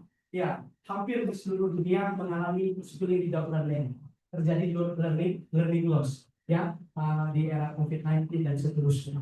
Kita dihadapkan dengan sebuah disrupsi. Kita belum terhabituasi dengan yang namanya pembelajaran secara digital. Tapi justru sekarang semakin menjadi begitu. Nah, tentu Bapak Ibu yang kami hormati, ini tidak hanya sekedar dibutuhkan kemampuan kita menguasai literal atau ilmu pengetahuan itu sendiri, ya kita membutuhkan mengkombinasikan dari lintas disiplin ilmu. Nah, di sini problemnya ya dari pembelajaran yang abstrak menuju pembelajaran yang kontekstual, kemudian pembelajaran yang membosankan menjadi pembelajaran yang lebih interaktif. Nah, saya ingin menyampaikan, tentu statistik, matematika atau ilmu serupa eksakta itu sering dianggap ilmu pengetahuan yang mekanistik, yang terlalu disuguhkan banyak dengan hal-hal yang prosedural. Tapi lebih daripada itu sebenarnya the behind of the data, dan behind of the activity, di mana data itu ada sesuatu sebenarnya. Jadi secara tentang kehidupan, kita bicara tentang budaya. Karena dengan yang sebenarnya kehidupan kita bersama. Sebagai salah satu contoh misal, bahwa hasil penelitian dari Syadali, teman-teman dan seterusnya, teman-teman calon guru sangat lemah dalam melakukan interpretasi data. Ya, bahkan hampir ya 80-90% di semua jurusan itu tidak bisa menghindar dari ilmu statistik misalnya. Ya, because of statistik is finishing touch untuk sebelum mengambil keputusan, gitu kan? Dari data kita kumpulkan, dari data kita olah, dari data kita analisis, dari data kita simpulkan. statistik berperan sebagai finishing touch. Nah, tapi di balik dari angka formulasi tersebut ada sesuatu yang memang meaningful sebenarnya. Rata itu tidak selalu berdiri sendiri, dia tidak selalu netral, tetapi juga berhubungan langsung dengan yang namanya interaksi sosial, budaya dan seterusnya. Bahkan kalau di dunia kedokteran, mereka menyatakan bahwa statistik itu bukan hanya sekedar angka. Di dalam tubuh manusia itu ada statistik, bahkan itu sering jadi parameter, gitu ya. Bahkan terutama kita yang baru selesai Idul Fitri, gitu ya, biasanya bukan hanya semangat kerjanya saja yang harus dipush, ya biasanya kolesterolnya juga ikut tinggi, tekanan darahnya juga ikut tinggi, dan biasanya angka-angka itu ya bisa menginterpretasi dari. Sebagai salah satu contoh, gitu, kalau seandainya kita hanya melihat ilmu statistik itu sendiri berdiri sendiri, gitu. Apa jadinya? Misal katakanlah saya mengambil kesimpulan hanya berdasarkan dari rata-rata. Saya ingin pergi suatu tempat atau negara yang dikendarai oleh seorang pilot. Kalau seandainya saya pengen nanya, oh pilot itu skillnya rata-rata secara pilotnya seperti kemampuan berapa? Rata-ratanya paling tinggi. Ya, kalau kita hanya sekedar menilai 80, oh bagus, ya. Bisa saja. Dan rata-rata itu dia memiliki kemampuan 100 nilainya, ya, ketika melakukan take off. Kemudian 100 juga nilainya controlling flying, ketika mengontrol di udara. Tapi yang landing positionnya itu hanya 40. Nah itu bisa naik, tidak bisa celaka pada saat turun. Nah oleh karenanya tentu itu for example dari kemampuan atau lemahnya dari pengambilan interpretasi ini. Nah Bapak Ibu yang kami hormati, nah ini jelas terfragmentasi, terpisah-pisah antara ini saya ambil dari bibliometri dari Face Viewer, gitu ya. Ada 3.000 paper menggunakan Face Viewer itu, ya, bahwa sudah sering cukup banyak diteliti terkait dengan penelitian dalam bidang teknologi, dalam bidang budaya, dalam bidang pendidikan, tetapi dia terfragmentasi, ya, terpisah-pisah, ya. Belum ada yang secara utuh mengkombinasikan konten material tersebut, kemudian budaya, kemudian juga dengan yang teknologi. Artinya hari ini saya hanya mencoba menawarkan sebuah perspektif paradigma pembelajaran, bukan bicara tentang sebuah model pembelajaran. Artinya ya kita perlu mengkombinasikan atau mengkolaborasikan multidisiplin tadi. Oh, ketika saya bicara budaya, saya juga bicara statistik. Ketika bicara statistik, di level data itu ada nilai-nilai, ada interaksi sosial dan seterusnya. Nah, untuk di sini yang saya tunjukkan, Bapak Ibu, saya mau kombinasikan etnomatematik atau statistik itu ya sebagai budaya, sebagai sumber data, ya, culture as the data source. Kemudian statistiknya sebagai analisis dan pemaknaan data. Kemudian AR atau augmented reality-nya itu adalah sebagai visualisasi perangkat atau untuk menurunkan abstraksi. Nah, sehingga di sini augmented reality itu sebagai cognitive range, kemudian culture-nya itu sebagai epistemic foundation, epistemologi mendasarnya. Kemudian sedangkan statistik menggunakan problem solving skill itu sebagai engine untuk kemampuan problem solving skill mahasiswa atau student kita. Nah ini lewat saja sebagai novelty-nya, ya Bapak Ibu. Nah kemudian di sini tentu tidak hanya sekadar bicara tentang fakta, data, pengalaman ketika memberikan transfer of knowledge dalam konten material ilmu eksak itu saja, tapi di sini dia perkuat dengan sebuah beberapa teori mendasar. Yang paling jelas grand teorinya jelas, tidak bisa kita lepaskan social konstruktivisme. Bahwasanya kalau paham konstruktivisme itu menyatakan bahwasanya pengetahuan itu dibangun melalui pengalaman, melalui interaksi sosial. Bahkan di kalangan konstruktivisme itu menyatakan kalau tidak terlibat, tidak mengalami, tidak belajar, kira-kira gitu. Bahkan dia tidak akan bisa menjelaskan mendefinisikan panas itu seperti apa kalau dia belum merasakan panas dan seterusnya. Begitu juga hal-hal yang berkaitan dengan konteks ilmu statistik itu sendiri. Kemudian cognitive load theory yang jelas dari John Sweller ini menekankan bahwa manusia itu memiliki keterbatasan memori. Nah, peran cognitive load theory di sini untuk memediasi atau mengontrol terkait dengan overload atau beban kognitif yang terlalu berlebih. Nah, kemudian yang selanjutnya terkait dengan middle theory-nya dan apply-nya itulah technostats TR itu sendiri. Jadi di sini Bapak Ibu, constructive kita tekankan sebagai knowledge construction, sedangkan cognitive load theory itu sebagai optimize. Kemudian augmented reality atau teknologinya itu berperan sebagai cognitive mediator, sedangkan mathematics-nya itu sebagai contextual meaning, pembelajarannya kontekstual. Oke, next sudah waktu kita terbatas Bapak Ibu. Nah, di sini Bapak Ibu yang kami hormati, konteks sebuah paradigma sintaksis pembelajaran yang saya coba desain itu dengan langkah learning sintaksis bias. Yang pertama itu adalah discover, yang mengeksplorasi kultural budaya, ya, kemudian imagine, visualisasi. Ya, terbuka Kita melalui langkah Josmonya, define, play, action, dan looking back. Kalau bahasa kita itu kalau kita belajar dulu ada diketahui, ditanya, dijawab, dan dikerjakan kembali. Itu adalah step terkait dengan problem solving skill yang dikembangkan oleh Josmonya dalam bukunya problem solving sejak tahun 1970-76. Kemudian reflect and share. Nah, karena tentu sebaik apapun perencanaan itu tidak terpulang lagi pada proses pelaksanaannya. Jadi reflect and share itu adalah sebagai salah satu step juga yang memperkuat bukan hanya pendidikan tidak serta-merta memperkuat hard skill, tetapi juga untuk menguatkan soft skill, ya, karakter rasa ingin tahu, kerjasama, ya, kemudian termasuklah tanggung jawab. Ya, detailnya seperti ini Bapak Ibu, ya. Langkah discover-nya di mana student atau mahasiswa mengeksplorasi objek budaya lokal yang memiliki potensi data statistik seperti motif kain, permainan, adat tradisional, ya, dan seterusnya Bapak Ibu, atau warisan tak benda. Nah, kemudian untuk di dalam objek itu ada komponen eksplorasi objek budaya, mengidentifikasi data statistik, kemudian mengkoneksikan nilai-nilai budaya yang kontekstual dengan nilai-nilai statistik itu sendiri. Nah, kemudian imaging yang membayangkan yang disinilah peranan visualisasi AR atau teknologi untuk melakukan transformasi konsep ke statistiknya itu sendiri. Nah, kemudian selanjutnya terkait dengan action di mana mahasiswa mengaitkan objek budaya dengan konsep statistika dan merancang penyelesaian masalah statistik berbasis konteks tersebut. Nah, kemudian barulah yang terakhir reflect and share, mahasiswa menyusun laporan, melakukan diskusi reflektif dan seterusnya.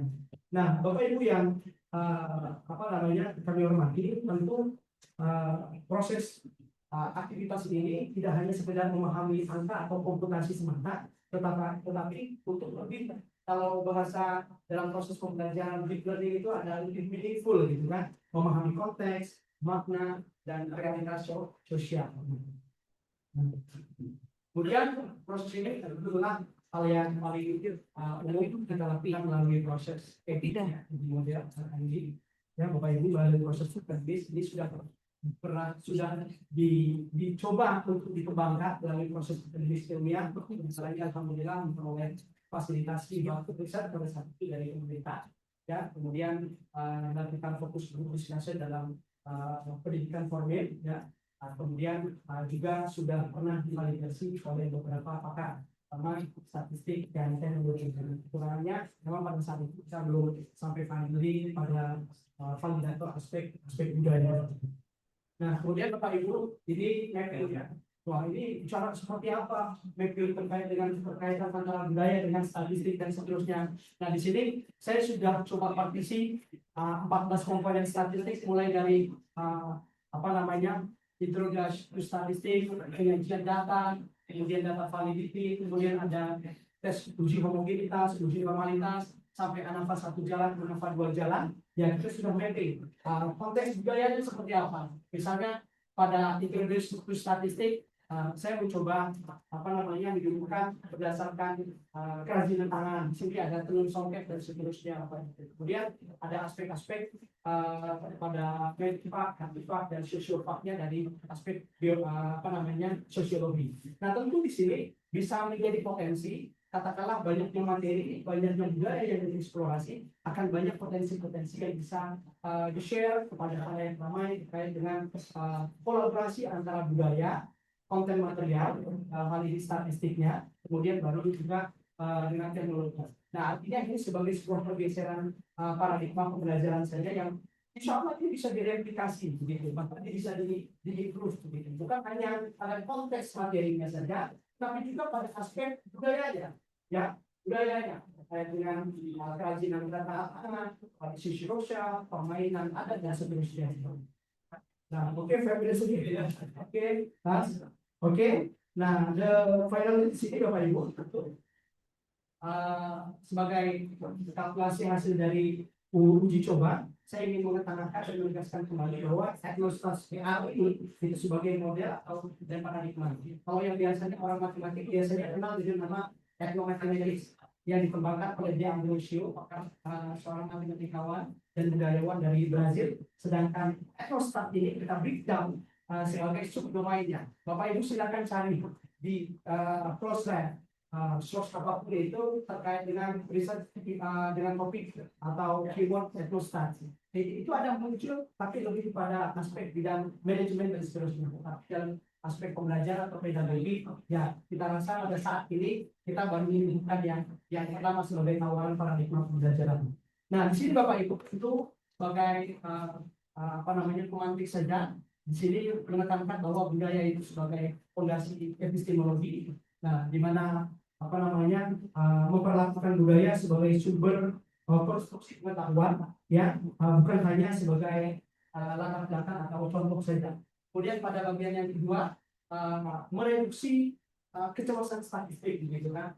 Nah, jangan sampai nanti anak-anak hari depan kita exam, hari depan kita ujian. Wah, itu perlu dengan kecemasan. Karena kenapa? Proses pembelajaran tidak meaningful, tidak kontekstual, yang mereka juga tidak merasa diberikan red carpet. Nah, tentu di sini kita menggunakan konteks budaya yang lebih familiar untuk mencegah beban kognitif dan emosional, ya. Nah, berdasarkan dan tentu membutuhkan keterkaitan dengan data yang lebih mendalam. Nah, kemudian yang selanjutnya the inclusive potential of cultural vision-nya tentu memastikan lingkungan pembelajaran yang lebih responsif atau bahasanya mampu mengakomodir beragam latar belakang. Kalau dalam istilahnya pembelajaran kalau biasa dikembangkan oleh Tom Wilson dan seterusnya, ada istilahnya differentiation learning atau pembelajaran berdiferensiasi, apakah diferensiasi konten, diferensiasi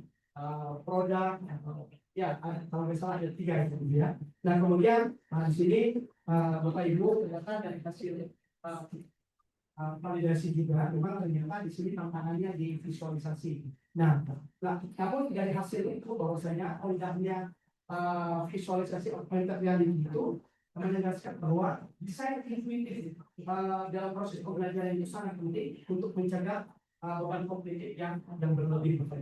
Mungkin itu secara umum yang dapat saya pantik. Nah, ini sampel ya. Nah, yang sebenarnya penelitiannya tidak terlalu berat misalnya, tapi yang mahal ini adalah ini sponsornya begitu ya. Nah, ini kita mengembangkan dari ini dosen-dosen kita Fakultas MIPA, ini Bu Wade. Nah, ini dosen kita, ini ada Bu Angel, ada Bu Lita dan Bu Muti yang kita mengembangkan dari tenun budaya Kalimantan Barat, yaitu songket dan torak insan. Nah, kemudian kita konversi ke material konten ya, didatasi, segmentation dan seterusnya, Bapak Ibu. Nah, ini corak insannya. Nah, ini menggunakan jasa bantuan GeoGebra, gitu ya. Nah, Ibu, nah ini beberapa coba upaya kita ternyata wah sangat menarik. Saya justru banyak belajar dari mahasiswa kita yang mereka berbagai macam background, bukan budaya daya, mulai dan seterusnya, ternyata bisa mengeksplorasi ini. Nah, tapi ilmunya kita tetap mengenalkan etika penelitian, gitu ya, keterkaitan antara penggunaan budaya dan konteks ilmu statistik itu sendiri. Nah, ini bisa visualisasi ya. Salah saya juga kan bisa di-share dan seterusnya, Bapak Ibu. Demikian yang dapat saya sampaikan. Terima kasih atas segala perhatian. Untuk tidak kekurangan. Selamat siang. Assalamualaikum warahmatullahi wabarakatuh.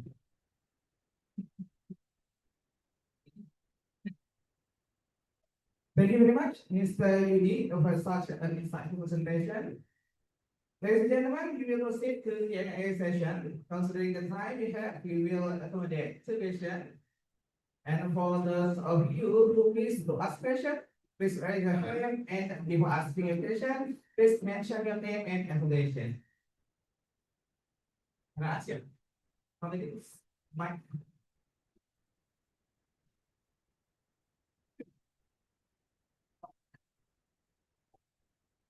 Assalamualaikum warahmatullahi wabarakatuh. Yang berusaha Prof, Doktor, isyarat-isyarat dan anak murid sekalian. Persoalan ini saya tujukan kepada Prof. So your name? My name is Rashid bin Bujang. I'm from IPG Batu Minyak, Sarawak. Still Bujang.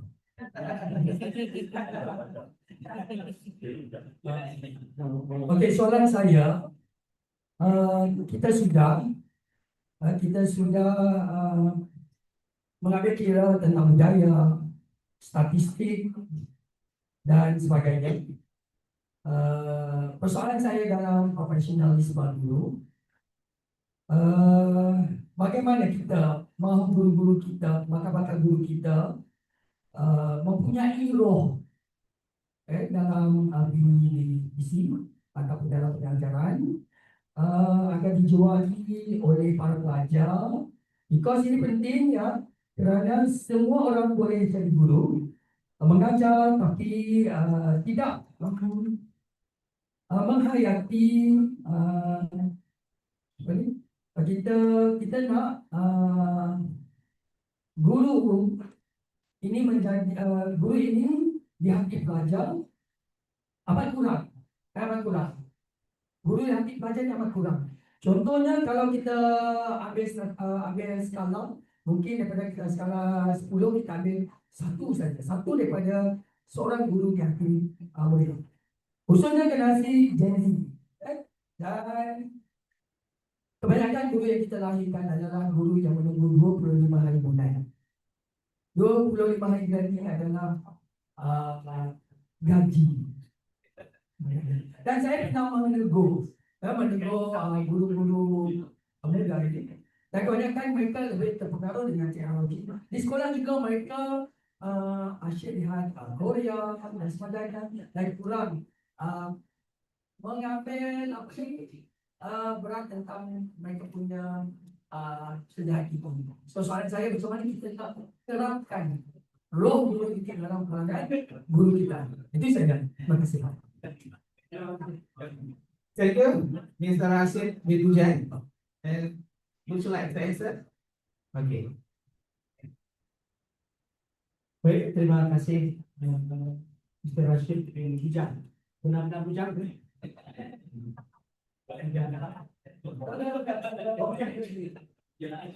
Terima kasih, Mr. Rashid. Okey, saya cuba mengetengahkan sebagai mitra belajar saja, mitra sharing. Tentu kalau saya ambil benang merah pertanyaannya, bagaimana kita mencuba menerapkan agar guru-guru kita menjadi sebagai pendidik, gitu kan? Nah, tentu kalau kami sederhananya itu guru itu kencing, berlari, berdiri, murid kencing, berlari, yang digugu dan ditiru, percontohan. Jadi ketika kita menjadi guru, hal yang paling pertama harus kita pahami dan ya sebuah keniscayaan kalau kita mengajar tidak mau belajar. Oleh karenanya baru kesadaran tadi bahwa saya ini produk lulusan S1 15 tahun yang lalu. Oke, Puan mungkin 20 atau 30 tahun yang lalu dari Muhammad saya itu adalah menegaskan bahwa saya lebih muda. Sorry, mungkin malam kita di kamar-kamar. Nah, apa jadinya kalau seandainya saya hanya berpuas diri di masa lampau? Oleh karena itu seorang guru diri harus the war is ending. Itu memang tidak akan pernah selesai. Ketika kita belajar, kita juga harus fleksibel. mau untuk belajar itu pintu masuk pertama, bangun kesadaran. Nah kemudian yang kedua di daerah itu kita akan lebih banyak berinteraksi. Oke, handphone itu sering dibilang smartphone. Apakah bisa betul-betul mengatakan menjadi smart people? Pertanyaannya paling sederhana, kalau kita yang punya media sosial, Facebook, Instagram dan seterusnya, saya sampaikan kepada teman-teman mahasiswa kita, saya cek followers kalian, cek yang kalian follow. Tapi kalau seandainya yang followers atau yang di follow itu hanya teman-teman masa lampau, berarti smartphone itu belum tentu smart, hanya menguatkan keterhubungan masa lampau. Tapi kalau bicara masa depan, cek pastikan apa yang berubah. Warga, instansi, atau akun yang tadi lebih banyak untuk menerapkan penguatan kita tentang investasi content knowledge, kemudian motivational, kemudian ya keep success dan everything. Nah itu membangun kesadaran itu memang sesuatu yang tidak mudah. Dan kemudian yang kedua tadi kesadaran penggunaan digital, kemudian yang seperti macam kegiatan pada hari ini kan, ya mungkin ada yang betul-betul beranjak dari kesadaran, tapi ada juga yang mungkin mau tidak mau kan lingkungan. Oleh karenanya learning environment yang mampu membangun vibes yang positif, vibes yang bagus dan seterusnya, tentu memberikan potensi untuk mengantarkan kita pada idealitas sebagai seorang tenaga pendidik. Dan kemudian yang terakhir tentu dari hati atau budi kemudian diimplementasi melalui aksi. Jadi tentu keseimbangan antara hard skill, soft skill, memberikan keteladanan, contohan dan seterusnya itu menjadi pintu masuk yang akan dihidup karakter insyaallah. Mungkin itu dari saya. Terima kasih. Thank you. Anybody for the answer? Tuan Rashid, are you okay with the answer? Okay. Ladies and gentlemen, we will come to the second question. You want to ask? Oh, okay. This, yeah, because the time we will end it here. Okay. Ladies and gentlemen, as we finish all presentation and Q&A from our two keynote speakers, then the first message is Adil. Tunggu sedap, minum air selasih. Ditambah makan rambutan. Kepada hadirin saya ucapkan terima kasih. Semoga bertemu di lain kesempatan.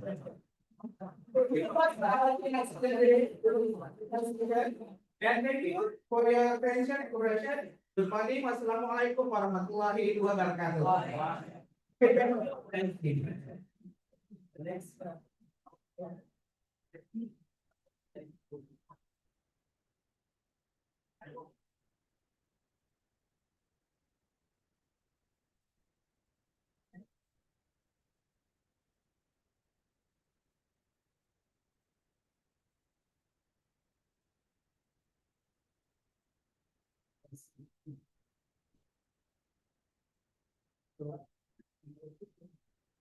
Our sincere thank you to Dr. Muhammad for his role as moderator in the first session of today's event. Let's give a big round of applause for Dr. Muhammad.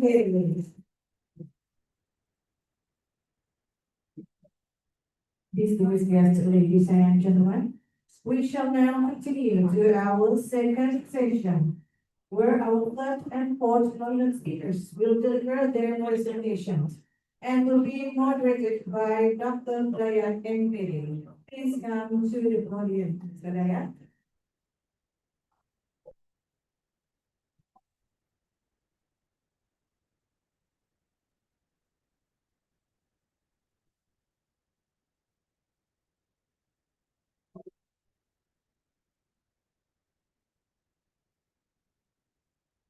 Dr. Dayat M. Piri is a lecturer in the English Education Study Program at Universitas PGRI Pontianak. With a strong academic background in language and communication, he earned his doctoral degree or PhD in language education from Universitas Negeri Yogyakarta, Indonesia, After completing his degree in English education at Universitas Negeri Surakarta, Indonesia, and two bachelor's degree in Islamic education and English education. His professional career began as a teacher and English instructor in various educational institutions before becoming a lecturer in 2012. A position he holds to this day. He has also served as the head of Language Center at Ikip Pontianak. It was for our institution before our name changed to the Pontianak. And as a master trainer in an international literacy teaching program organized by the International Literacy Association. In addition to teaching, Dr. Dayat is actively involved in academic publishing as the editor-in-chief of the Journal of Education, Borneo, and frequently presents at international conferences.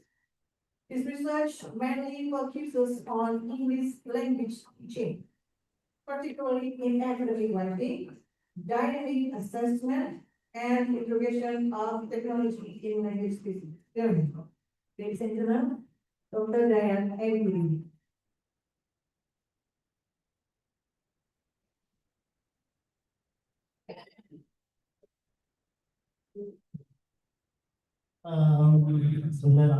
Assalamualaikum warahmatullahi wabarakatuh.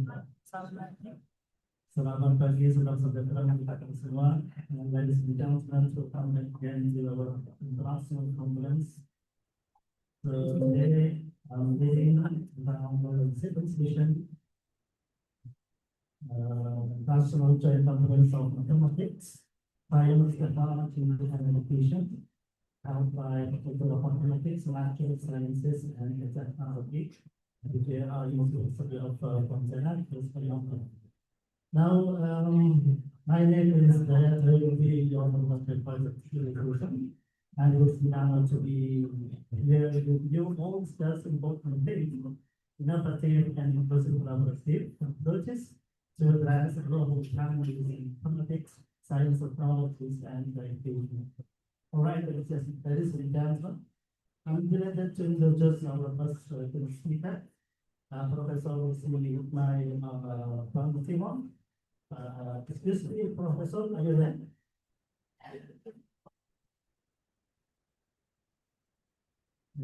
Professor Timon, are you there? Okay, is my voice listenable for you?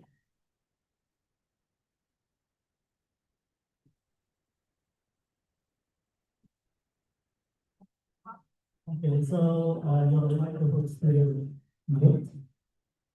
Can you open that? Could you please open your microphone? All right. Okay, so because of technical problems, let's see.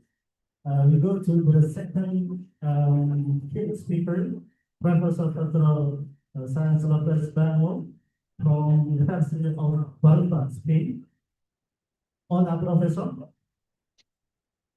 Professor. Yes, can you hear me? Yes, your voice is sort of broken up. All right, Can you hear me properly? Hi, good Good morning. And Professor Leslie, my doctor. Hi, sir. Good morning. Hey, guys. Welcome to our conference. All right. Well, before I'm going to the first speaker presentation, let me introduce about our Professor the first she is currently as associate professor in geography of Institutes of Science and Technology and Philippines.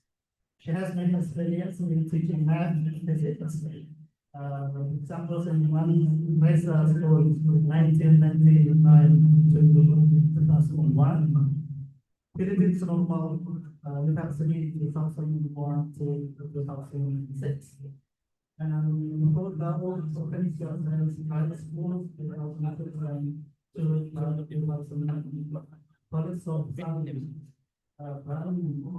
Lanjut tuh 2009 and 2019. Hope academic result in 2021, 2023. And the last is relative amount of grants includes substance in penalty, 2010, 2005. She also has published a lot of articles and participants in books. And in 2020, she has published 12 children books. Amazing. 34 children books. Right. She also actively transfer and project in study for students. And several words have been received. One of them is certificates of achievement at Global Business Symposium, October 2020, Istanbul, Turkey. Amazing with the prize. All right, now we are going to hear from our first speaker. Yeah, the topic for this is yeah. Innovative and inclusive collaborative research to address global challenges in politics, science, technology, and innovation. Professor Kuntur, is yours. Okay, good morning to everyone. Is my audio clear to everyone? Yes. Can I share my screen?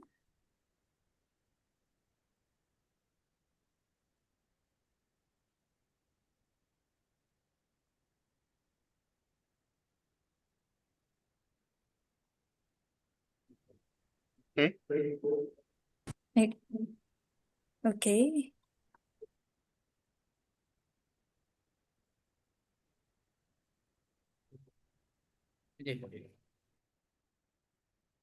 Okay, so again, good morning to our distinguished guests, respected educators and researchers from Indonesia and from the Philippines. So today I will talk about innovative and inclusive and collaborative approaches in mathematics, science, technology, and education. So please bear with me. I'm an author of books of science and of STEM education. So I'm a bit textual because I want to share ideas complete with the details. So um, here is the content of my short presentation for today. So I will be talking about global challenges, innovation in STEM, inclusion as a foundation for transformative learning, mathematics education, a bit of science education, technology integration, inclusive teaching, and of course, teacher professional development. So this will be the content of my presentation. So let's start with number one.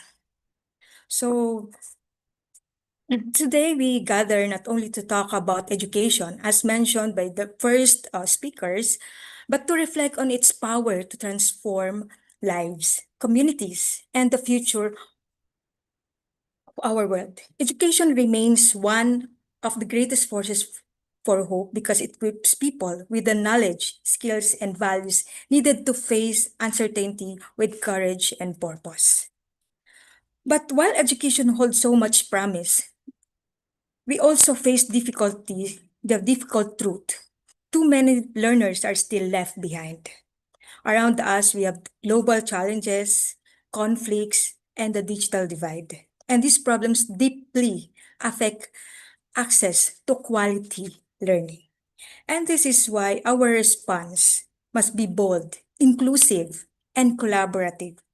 Through this mathematics, science, and technology education working together, we can create pathways for meaningful learning and real world solutions.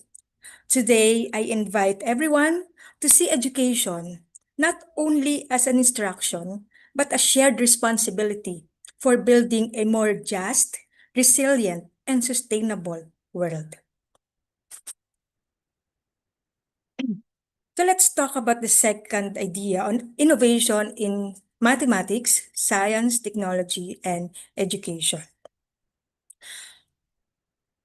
So this is a bit textual, but we have let us summarize these things. So the challenges of our time call for learners who can think critically, solve problems creatively, and work with others across boundaries. Education can nurture exactly these capacities. It can prepare individuals, not just to survive change, but to be a leader of education. However, the reality is alarming. Global issues such as climate change, poverty, inequality, and health crisis, and also unemployment are deeply interconnected, if you will agree with me. When learners are in marginalized communities are excluded, the global challenges become even more severe and more difficult to solve. And what is the solution for this? The solution is collaboration. Educational responses must involve teachers, students, schools, families, communities, policymakers, researchers, and most especially the industry partners. When education becomes inclusive and collaborative, becomes more responsive to real life needs. We do not solve global problems alone, but we have to solve them by learning and working together. So this is the idea of science, technology, education, and mathematics working together to promote quality education.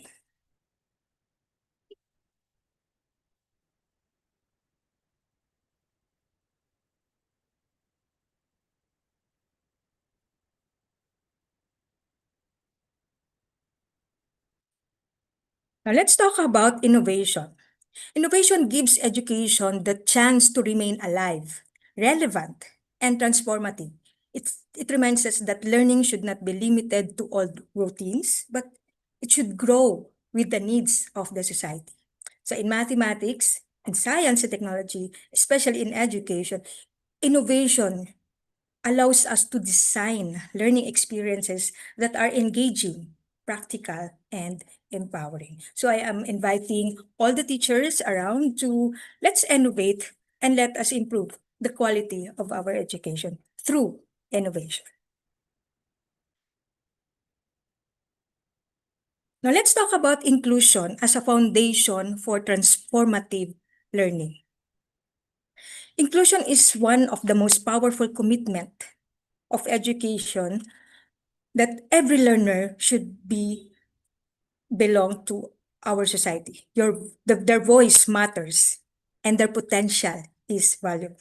So when diversity is seen as a strength, education becomes more human, more compassionate, and more transformative. But the alarming reality is that learners still face barriers, economic, physical, social, linguistic, technological, and cultural. So these are the barriers for quality education. Now, what is the solution? The solution should be intentional, inclusive practice.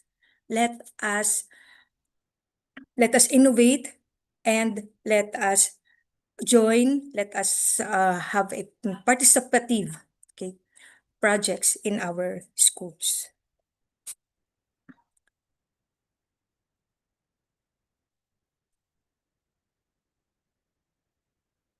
Now, let's talk about mathematics. Mathematics education is one of the major problems, not only in the Philippines, not only in Indonesia, I guess, but it's a world problems. Okay, the mathematics becomes a major problem of our students.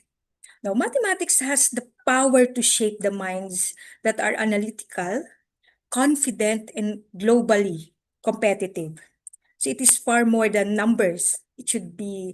Uh, it should understand patterns, relationships, and decision making. So through mathematics, learners can make sense of issues such as health data. For example, our pandemic, our problems on health and science, health sciences. And we also have climate trends, our problems on climate change. And of course, economic realities that can be understood through mathematics. And of course, social inequalities. Still, there is an alarming misconception that mathematics is only for the gifted. The belief that discouraged countless learners around the world, that increased math anxiety and created exclusion in classrooms.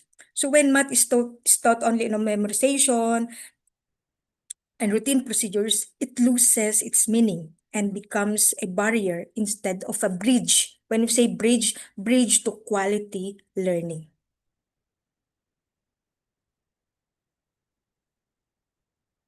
Now, with mathematics, of course, we have the science education and inquiry for sustainable development. Because I am a physics teacher and also a math teacher, so I am inspired by these two subjects, science and mathematics, because science education inspires curiosity, evidence-based thinking, and a deeper appreciation of our world. When I visited the University of Houston with the NASA, so I'm very amazed with the technology that we have today right now. So I will share that to you on the last slides of my presentation.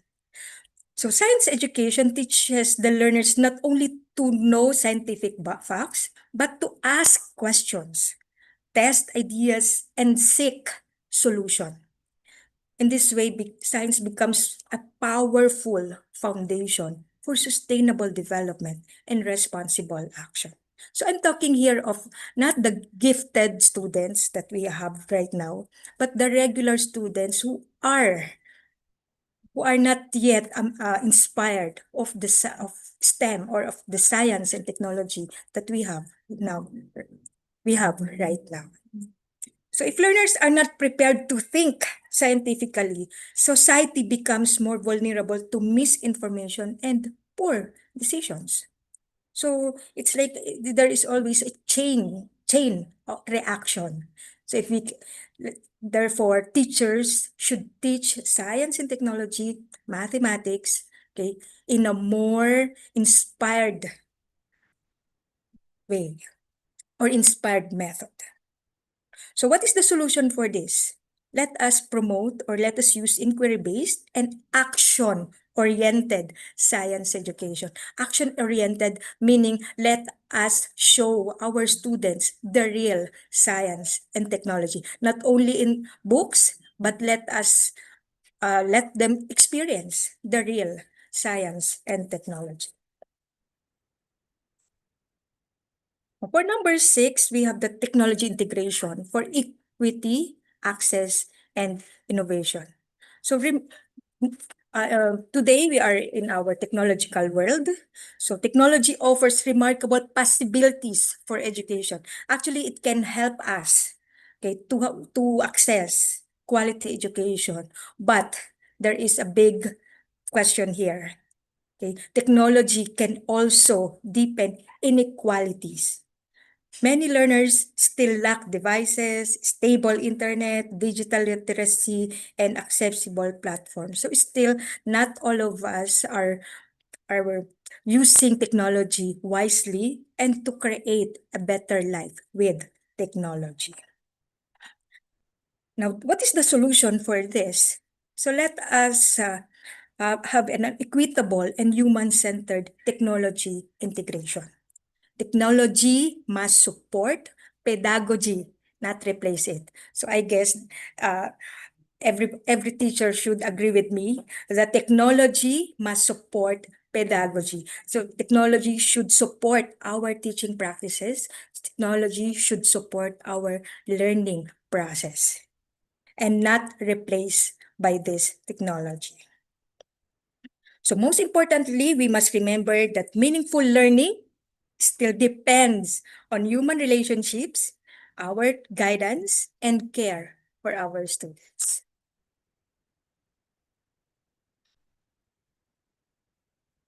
Now, for number 7 idea, this is inclusive teaching and learning in diverse educational contexts. Remember that every classroom is diverse, and that diversity is a source of strength. Learners come with different languages, cultures, and backgrounds, abilities, and experiences. In inclusive teaching, it recognizes this richness and transforms classroom into a space of belonging, dignity, and meaningful participation.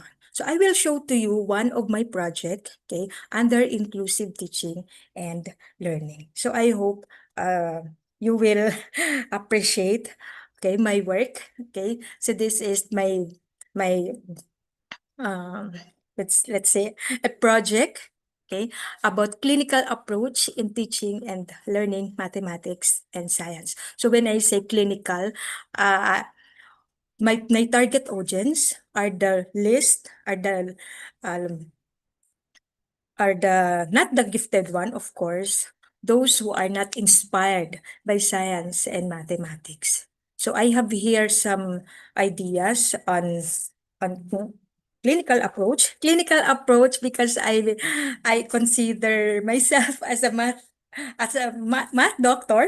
So I put up my math clinic in a school to really um help these students to learn mathematics in their early age, in high school, but in particular. So I have some ideas that I integrated in this project. So I have attributional retraining. So attributional retraining helps students rethink how they interpret success and failure. And also my favorite thing on this is stretching make us stronger. So when learners uh, practice their thinking, okay, and stretch their minds to solve difficult problems, I believe that there is growth in this. There is growth in their thinking ability as well as in their learning process. Now, what are the stages of my clinic process? So number one, diagnostic stage. So I see to it that everyone in the classroom, okay, are being diagnosed. I mean, I'm checking all their skills in mathematics from basic up to advanced topics and skills. And then I also have this recording stage where I have a learning record, okay, for them to be aware that of their skills. And number three is the treatment stage, or this is something like a clinic, okay, there that they need to go to come to the clinic, okay, to answer some problems and practice and practice and practice their skills. And of course, at the end of this activity, I realized that students, you cannot teach a man anything. You can only help him to find it within himself. So when they realized how the benefits of learning mathematics, then that's the time they were, they were uninspired to solve problems and to learn mathematics and of course this all the sciences. So at the end of this activity, okay, the these are my action plan after this activity, because I asked the gifted, the student wizards or the math wizards to help me in this activity. So it's really a collaborative activity of teachers, students, and the slow learners.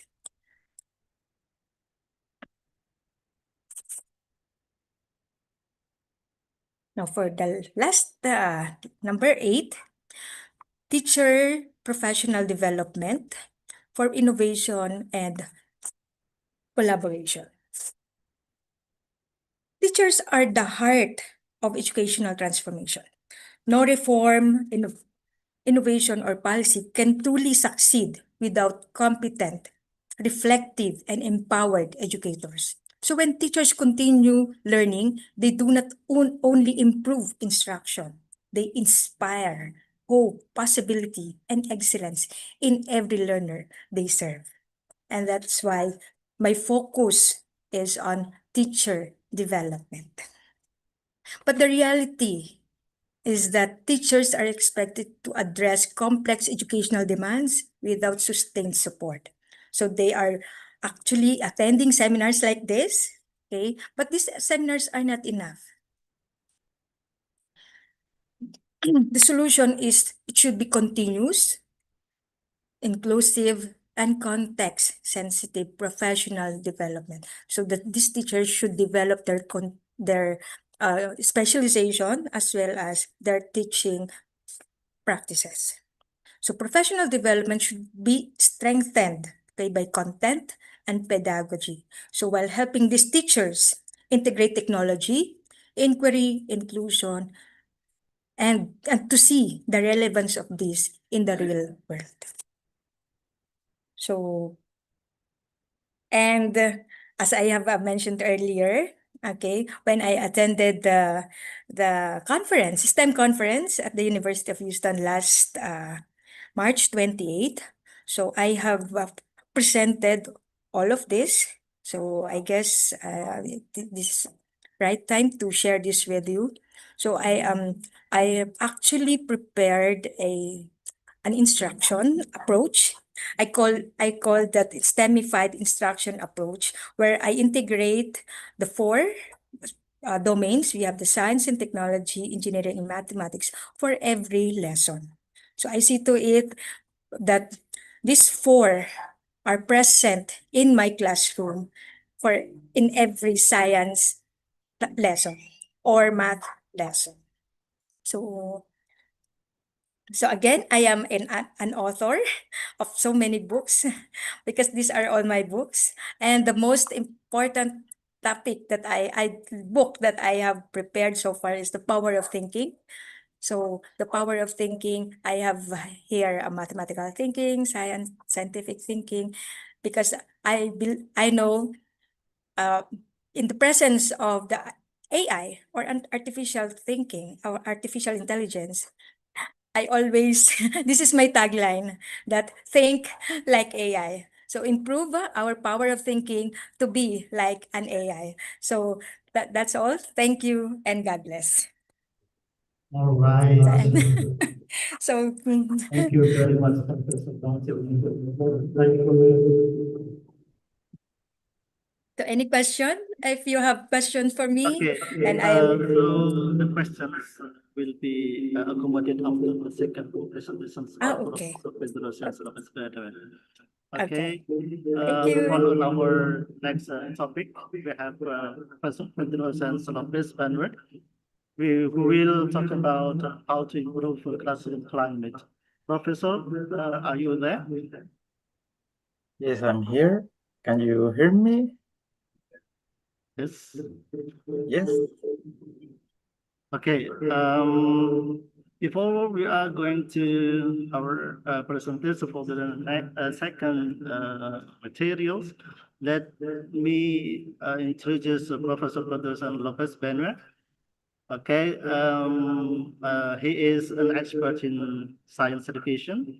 He has participated in more than 30 congresses and university activities as a guest speaker.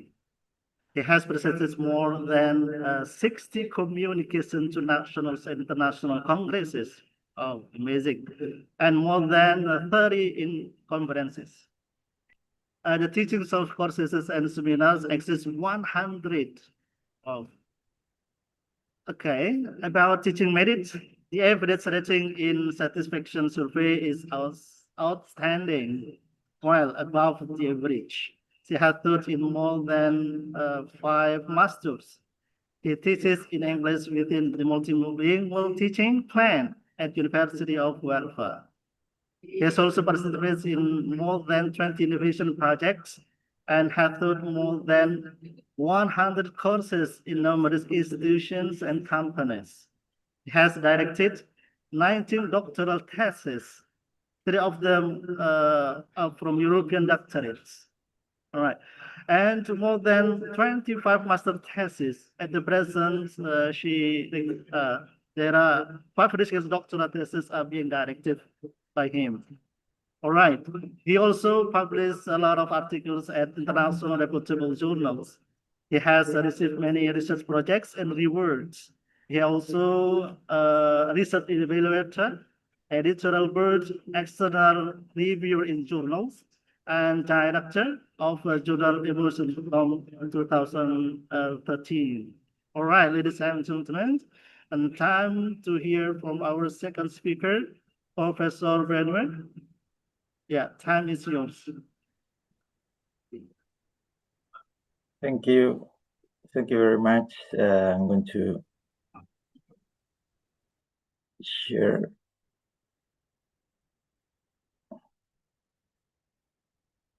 Okay. Okay. Can you see it and hear me?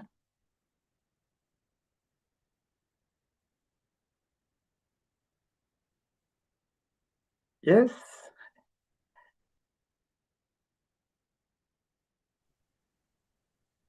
Okay. It's okay. Yes. Slide is to clear enough.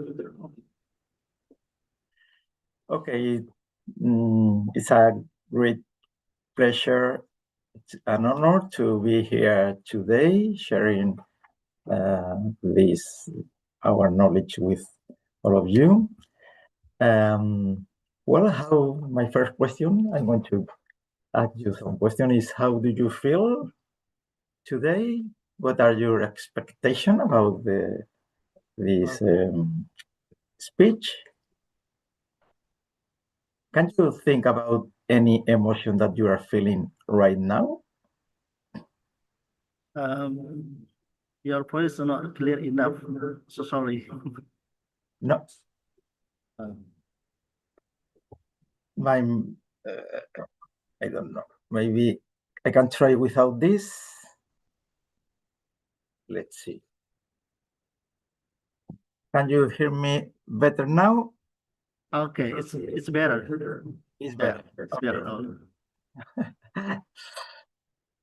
Okay. Well, it's a pleasure to an honor to be here. And my first question about you is, how do you feel? Can you think about any emotion? Can you put a word for the feeling that you are feeling right now? Well, on my CV is because I'm quite old, but I can tell you that I've been very interested in education.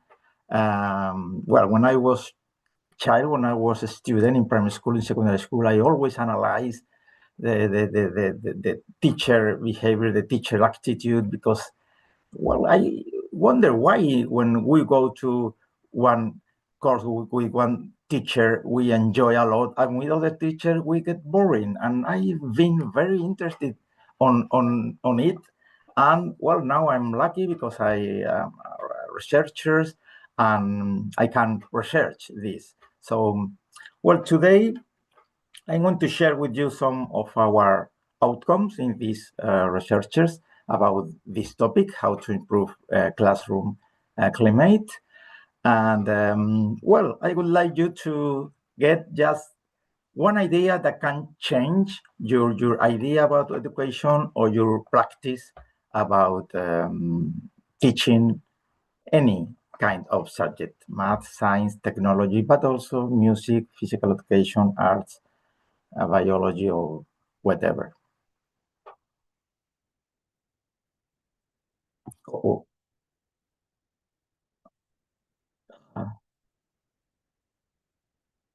Wait. Okay, sorry. Well, I'm here thanks the mobility that I ran last year there in Pontianak at the university with Ufi, Ari, and, well, they contacted me to give this speech because my experience there was really fantastic, thanks to this support to Erasmus Plus program, and well, it was a fantastic experience. And thanks for that, we can say that well, Spain and Indonesia is are closer. We are very, very far in terms of kilometers, but very close in terms of emotional aspects. Okay, well, we are here at the university because we have many problems, and the university we try to solve problems, like Daisy has said in her wonderful speech. Which is our problem that we want to talk about? Well, our problem is classroom climate. I guess all of you agree that it's not the same in every class. Every teacher creates their own climate, sometimes more positive, sometimes more negative, and this affect to learning and to well-being. And at the end, in the way that Daisy has said, education is not only learning, of course, it's a quality of learning, but also the quality of well-being that students and human beings can feel, because it's part of education. It's not only knowledge, it's also human skills that we need to develop. And this has been, is, and will be an issue, a problem. On the one hand, in the traditional way of teaching, we are now changing. We are trying to innovate, of course, for the reason we are here in this kind of congress and seminaries. And yeah, the future is very, very uncertain, because AI is I don't know, has a important place, and we don't know what is going to happen, and well, we need to think about it. So, to answer any problem at the university level, we always need to looking for the answer here in the science, what science says about it. Well, about climate, classroom climate, if you search in database, even in AI, you will see that motivation and emotion are going to play a crucial role in classroom climate. For the reason, I'm going to talk about these two topics a little bit, just trying to give you some ideas to improve our teaching, as I said at the beginning. Let's start with motivation. Well, what is motivation? I guess that all of us agree that the motivation is very important. Why? Because we act, our behavior depends of our motivation. Why are we here? I'm here for some reasons, some motivation. You are here, there, listening to me or listen to another speaker for, I don't know what kind of motivation. When we finish here, we will go, I don't know, at home, working, whatever, studying, and we have motivation for every act that we have. So studying motivation is key to understand our behavior and to change our behavior in a better way, looking for, again, better learning and well-being.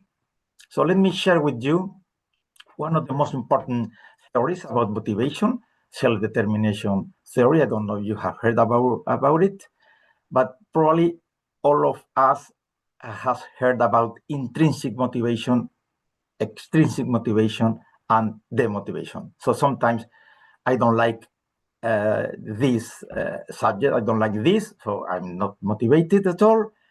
Or I love this activity, I have an intrinsic motivation because I love, I don't know, play football, or I love painting, or sometimes I have intrinsic motivation, or I don't like to work, but I need to work to earn money, or these kind of things, okay? But let me, well, on the one hand, intrinsic motivation, according to the science, has more positive consequences than extrinsic motivation. It makes sense. Okay, through intrinsic motivation, we improve our performance, our satisfaction, self-esteem, well-being, and so on.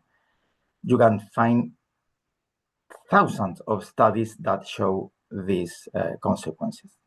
So we need to know a little bit more about motivation. What kind of motivation? And well, intrinsic motivation is just, how to say, it's just pleasure. I do this because I love it.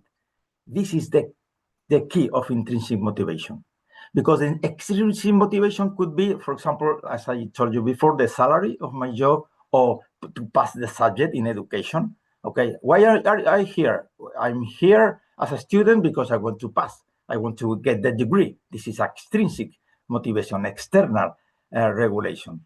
But there are, as you can see in the slide, another kind of then, because even, I love learning. I want to get more knowledge. Okay, this could be identified regulation. It's extrinsic, but is, as you can see in the slide, very more closer than intrinsic. There are different kind of. Introjected could be, I'm studying because I don't want that my parents criticize me. I have a social pressure. What happened that if you are near of non-regulation, external or introjected, your reason that you are studying or you are learning are nearer to no motivated to desmotivation than intrinsic motivation. So for the reason we need to train, we need to support the more self-determined motivation. I'm going to explain because maybe it's not easy. So these are our regulation, our reason what I do things. And some of these reasons are more nearer or our motivation. Be careful with this. For example, if I'm studying just to pass to get the certificate, probably I'm closer to be desmotivated than if I study because I love it. I love learning and I enjoy doing. You understand? If this is closer to intrinsic, that means that these kind of motivation are more self-determined. This is the key of the theory, self-determined theory. Oh, okay. So the key is, how can I improve intrinsic motivation or at least self-determined motivation? Well, it's quite easy. And please think about this because you can get more some ideas, as I told you at the beginning. There are 3 or 4 basic psychological needs: autonomy, competence, and relatedness. Let's start with competence. Competence, actually Daisy talked about self-competence. This is key for motivation, to feel competence. And this is key in science, technology, and this kind of subject. Because I don't know in Indonesia or in Philippines, but here in Spain, many people feel fear or frustration when they are learning math or technology or science. And this is not good, of course, because they don't feel competence. And this is key to be motivated to learn this kind of subjects. So this is key for motivation. The other is autonomy. We as human beings, we prefer to make decisions than to obey orders from others. So in education, it works as well. So students prefer to make decisions than to do all the time what the teacher is saying. Okay. The 3 is relatedness, what kind of relationship there are between students and teacher. And there is a 4th one, which is novelty. This is a candidate of basic psychological need, which is doing something new, very interesting in education. So I don't know if you are understanding, I guess, yes. But okay, motivation is key. We agree with this. It's better self-motivation, self-determined motivation than none. You agree? Probably yes. Why? Because if we achieve in our classroom that most students feel near of intrinsic motivation, our outcomes, our consequences are going to be better learning, well-being, and so on. And what is the key to get this? I've tried to explain these 3 or 4 basic psychological needs. So give students more autonomy, more feeling of competencies, and more better relationship between them and novelty. So something new in every class. So teachers are crucial in this role in the classroom climate. Do you agree with this? Well, I guess yes, because as students, we have realized in every class is quite different to go to one class to another. This is because of the content? Yes, could be, but particularly is because of the teacher. So we play as a teacher a crucial role in classroom climate. So you have here some ideas how to improve competency, how to improve autonomy, relatedness, or novelty. So build confidence. How? Well, competencies is through feedbacks, as Daisy has said in the before speech. Give them competence, positive feedbacks about their challenge, their results. And of course, explain in a easy, a clarified way, and design activities that they can do it after spending some effort, some time. So autonomy, you can give them, you can let them make decision in the objective, in contents, in methodology, taking part actively, even in assessment, and produce a good relationship between them, and introduce something new in every class. So this is key. Well, about competence, let me share with you one idea. Like, I don't know, you like video games? I don't like, but many people like video games. The designers of video games are very, very good at this, especially at competence, because when you are playing a video game, level 1, you spend some time trying to get to the level 2. And after a few minutes or a few time, you got it. Level 2. This is key for hook the student. This is key for motivation. For this reason, video games works, because they know perfectly this theory, especially the perception of competence. In autonomy, please ask them about what they want to learn, how they want to learn, how they want to be assessed. Why not? Try to introduce some autonomy for students. This could be a very good idea, quite easy. Okay, improve relatedness through collaborative activities and well, novelty is something new. Okay, so far, so good.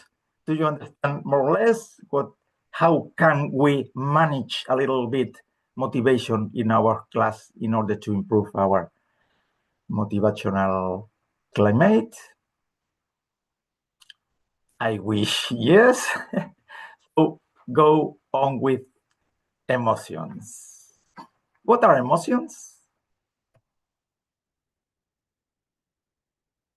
What do you think? What would be your definition about emotion? It's kind of a feeling. Yeah, feeling angry or something, sad.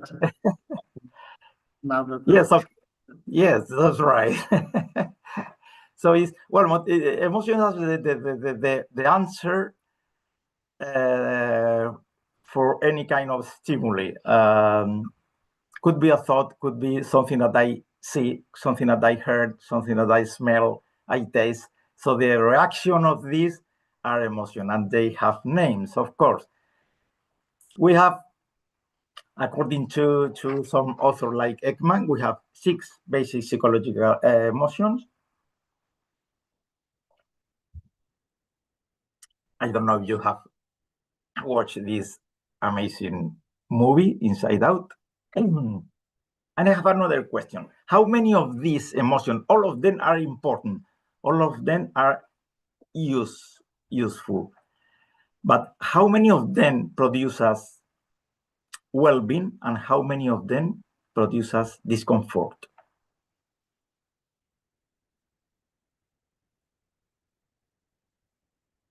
So joy or happiness produce well-being, but when I feel sadness, fear, disgust, or anger, how do I feel? I feel bad. They are very important emotions for survival, but when I feel them, I feel bad. And these are, think about it, these are our basic emotions. So we were born with these emotions. If we don't train, what happened? If you like football, and this is a game, we are losing the game since the beginning. When I was born, we are losing the game because we feel fear, sadness, disgust, anger very, very, very easily. I would like to invite you to reflect about this because this could explain some part of our daily life because we feel discomfort many, many, many times. And probably in part is because of this basic emotion. So we are losing the game. We need to do something. And why not in education? Why not when I'm teaching maths or science or technology or any subject of our education system? Why don't we try to produce in the students happiness, satisfaction, love, curiosity, gratitude, serenity, inspiration, interest, pride, hope? Because when human beings are specific, particularly students, feel these emotions, well, on the one hand, we can win the game and we can feel better more time than discomfort every single day. This is key for our life, for our well-being as a part of education. Do you agree with me? On the other hand, we need to know, please, if you don't believe me, search information in database, in good articles, because positive emotions produce better consequences, including better and more learning. And negative emotions usually have worse consequences. Because of this, there are a new theory, the theory of control value of achievement emotions, that divide emotions in active or destructive in terms of education. So which emotions are better in education and which emotions are worse in terms of activation and in terms of well-being or discomfort. Well, the worst scenario is this: completion and desactivation. And the typical emotion is boredom. When students feel this, is the worst situation. So we need to avoid it. Do you agree with me as a teacher? This is key. Well, the second, I would say, very, very typical is this: negative emotion, but very, very active. confusion, frustration, anxiety. I would say, unfortunately, these emotions are too much often in our education system. I would say, at least in Spain. I don't know in Asian countries, but in Spain is very, very typical, unfortunately, especially in secondary school, sometimes at the university level. So, as a teacher, we need to create more positive climate. For example, with harmony, with sometimes calm, relaxed. This is good in positive way, looking for well-being, but not too active. So the key is these active emotions such as curiosity, enjoyment, satisfaction, and this is key for improve the emotional classroom climate. Can we do something? Are you thinking how many times this works, and when I feel that the students are producing this kind of positive emotions, how can I improve this in my classes? So in my opinion, in our opinion, according to our researches, this is key for positive. So the key, my friends, is that we need to improve these skills. We need to improve our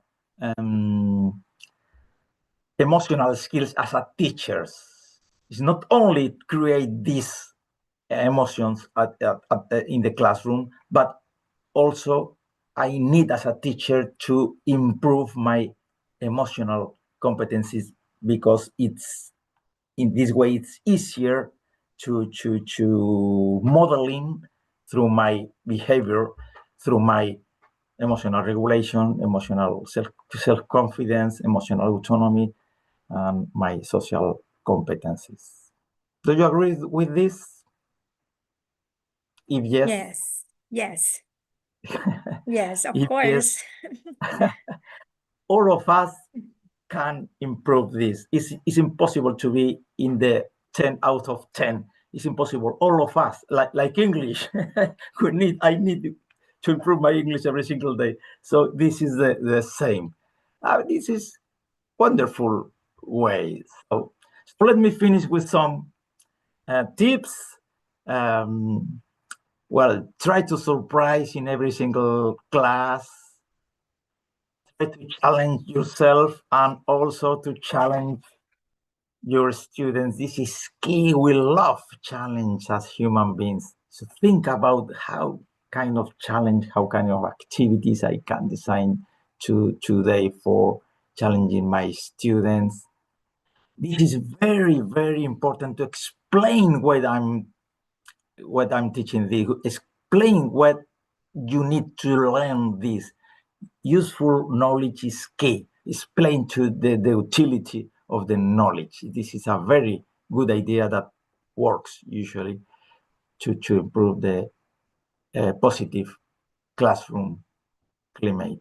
Of course, this is quite easy. Smile and be positive. It's not difficult, but how many teachers are, I don't know, anger, and they are very, very boring person when they are teachers. So smile and be positive. And only with this, you are going to create a better climate, better atmosphere in the classes. And of course, this is key for learning, curiosity. So think more about curiosity, about how you can create curiosity in the student more than try to teach them the knowledge, because today the knowledge is here, it's in the mobile phone, it's in the AI. So today, in the future education, we need to change our way of teaching, in my opinion. So this is a very popular quotation in internet, but with permission of these Chinese people, I'm going to add that through me and I learn. So at the end, emotions and motivations are key, and I wish you can get just one idea to improve competence, to improve autonomy, to let them more autonomy in the classes, better relationship, more cooperative games. Because at the end, well, Daisy, for example, has talked in her project very wonderful ideas about projects. There are, I don't know, a lot of methodology, flipped classroom, cooperative activities, cooperative learning, problem-based learning, gamification, portfolio, and they are wonderful. All of them are wonderful. But if you like cook, let's say that they are the recipes. But the ingredients of these recipes are emotions and motivation. And I wonder what is more important, ingredients or recipes? And you would say both, of course. But ingredients are key, are crucial. If you don't have good ingredients, the recipe are not going to work. So these emotional motivation are the ingredients of every method that you applied in your classes, in our classes. I would like to finish with this final history, the allegory of the cavern. Imagine a 19th century classroom. The chairs are fixed to the floor and neatly arranged in rows, facing a large table, a more comfortable chair, and huge blackboard. When it is full of students, a teacher changes to a single reality, to his own reality appears. He thinks he knows everything because he has mastered the content he teaches and reproduces it in this over 100-year-old classroom. It is the only way of teaching he knows, explaining, instruction, correcting, prescribing, and grading. The result is always the same. A handful of students get brilliant marks, most of them pass, another required several re-examinations. However, almost all of them get bored and forget what they have learned. In fact, almost none of them would pass a previous year exam. Most teachers would probably fail their colleagues' exams. Do you agree with this? But what would happen if one of these imprisoned teachers was released? Upon discovering the truth about learning, students' motivation or engagement would become fearful. They would furiously resist and cling firmly on their old ideas about teaching. Perhaps a few brave souls would assimilate to this new, infinitely more satisfying and efficient reality. Eventually, they will feel so grateful for the change that they will rush to liberate their fellow students from the university cover. Okay, thank you very much, Terima kasih. It has been a pleasure. Okay, thank you very much for your meaningful insights, Professor Pedro Santos Value. And now, ladies and gentlemen, we now open the floor for questions. And let me inform you that before delivering your questions, please state your affiliation and to whom do your question deliver to, whether both Professor Daisy or Professor Pedro. Okay, so we would like to inform you that our participants here are not only from Indonesia, Professor, we have Philippines participants and Malaysia participants. All right. Okay, so we have a hybrid conference, and we have one question from online conference. Okay.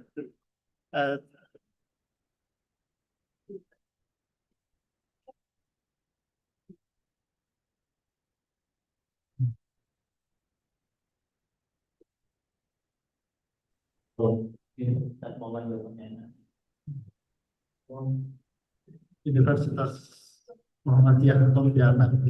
One,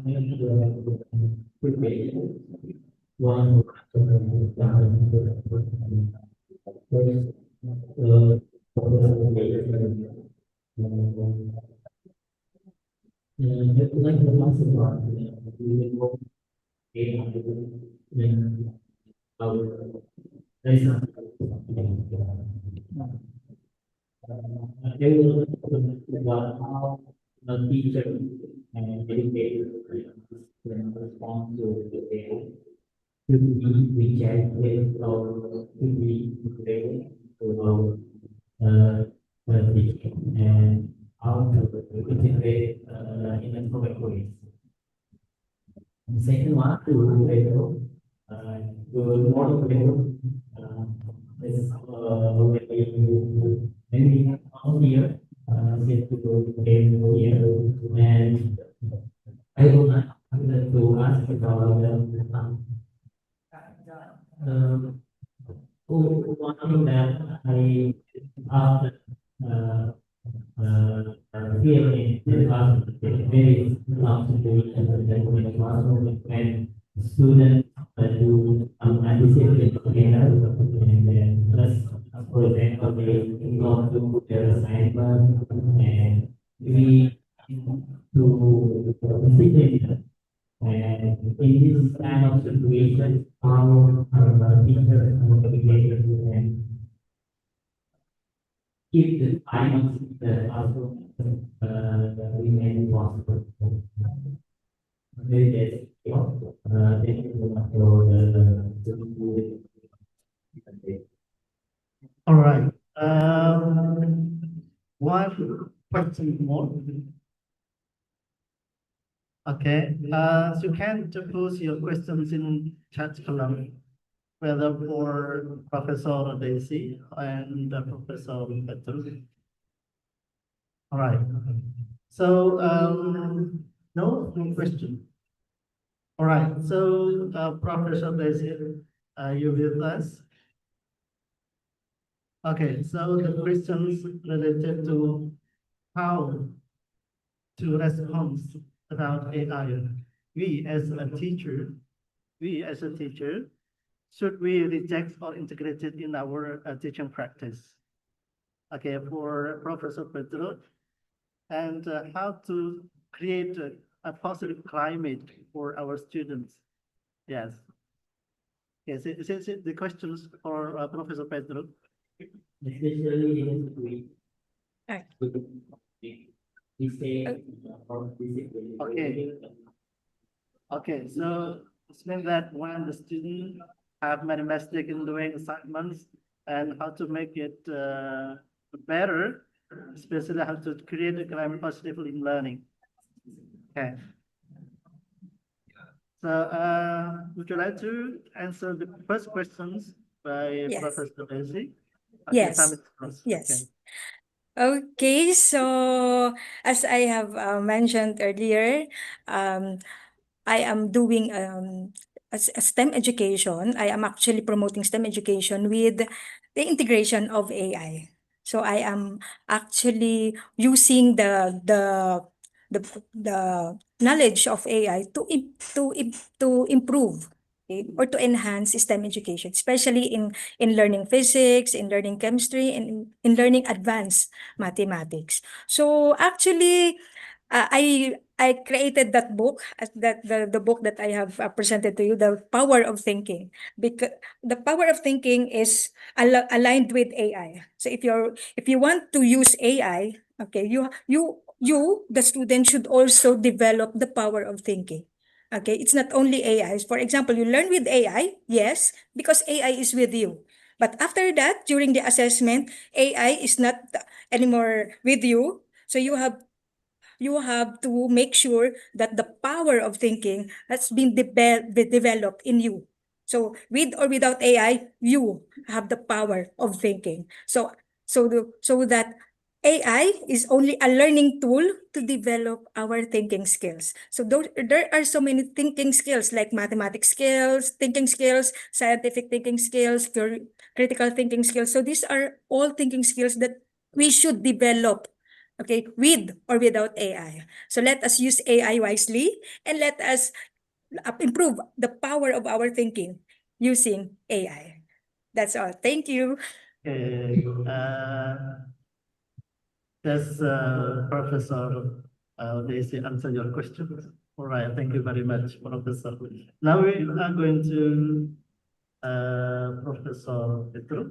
Okay, so when the students have failed doing task or assignments in the class, and how to make it, or how to create a positive climate to foster their learning in the classroom.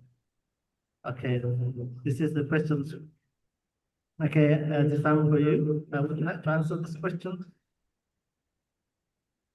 Okay. Pues I can't hear you very properly, but I think the question is how to improve the positive climate In learning when the students have failed or have any mistakes in doing assignments, for example.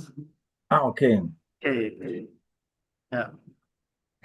How to build their motivations learning Well, when they have many mistakes in completing assignments, for example, like this. Yes. Well, probably, in my opinion, we need to change the way of the assignments or even of the assessment, especially now with AI. And this could be part of this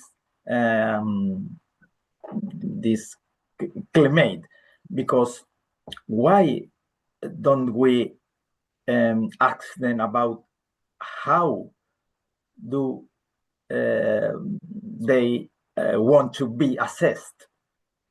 It depends on the number of students that we have. In some subjects that I have a few students, I deal with them a contract. So we deal a contract. Okay, what do you want to learn? How do you want to learn? And we spend the first weeks looking for a contract. And now you are in charge of give me the responsibility of your decision. You know, so they are engaged because it's their how to say their decision. So this is key, and the way is yes, the traditional way of assess is exams, and maybe we need to change, like through portfolio, as Daisy said before, through another tools, through daily observation, daily activities, daily tasks. So probably we need to change the way of assess. But the key at the end is always looking for their competence, their self-competence through curiosity, to engagement, to feel them the necessity of learning, and always, if it's possible, through positive emotion. It's not easy because teaching is not easy, but it's our challenge, one of our challenges. All right. So it means that we should change the strategy of giving assignments to other students. Hello? Yeah. Yeah. Okay. So perhaps, is there any questions again? Any more? So Bapak siapa tadi? Pak? Ya, Bapak siapa? Is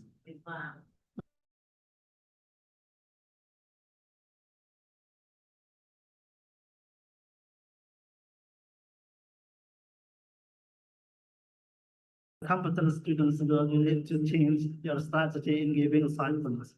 Okay, so it means that you can create or build more motivations in learning. All right. Okay, ladies and gentlemen, so you have another questions to both our keynote speakers. Okay, so if there is no questions, I think it's enough for these sessions.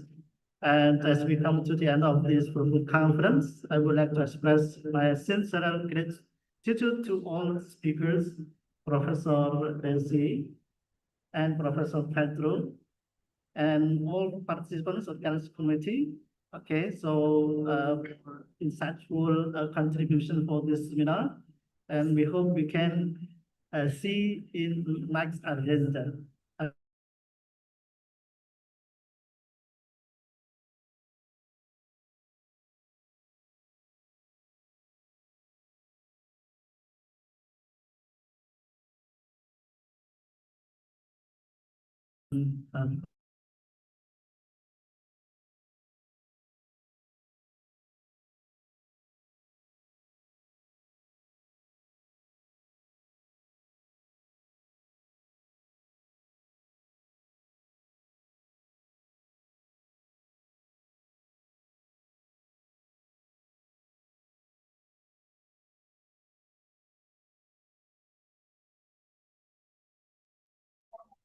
Ladies and gentlemen, we will now take a break for approximately 60 minutes and ensure that you return on time, as we will promptly resume to continue our event with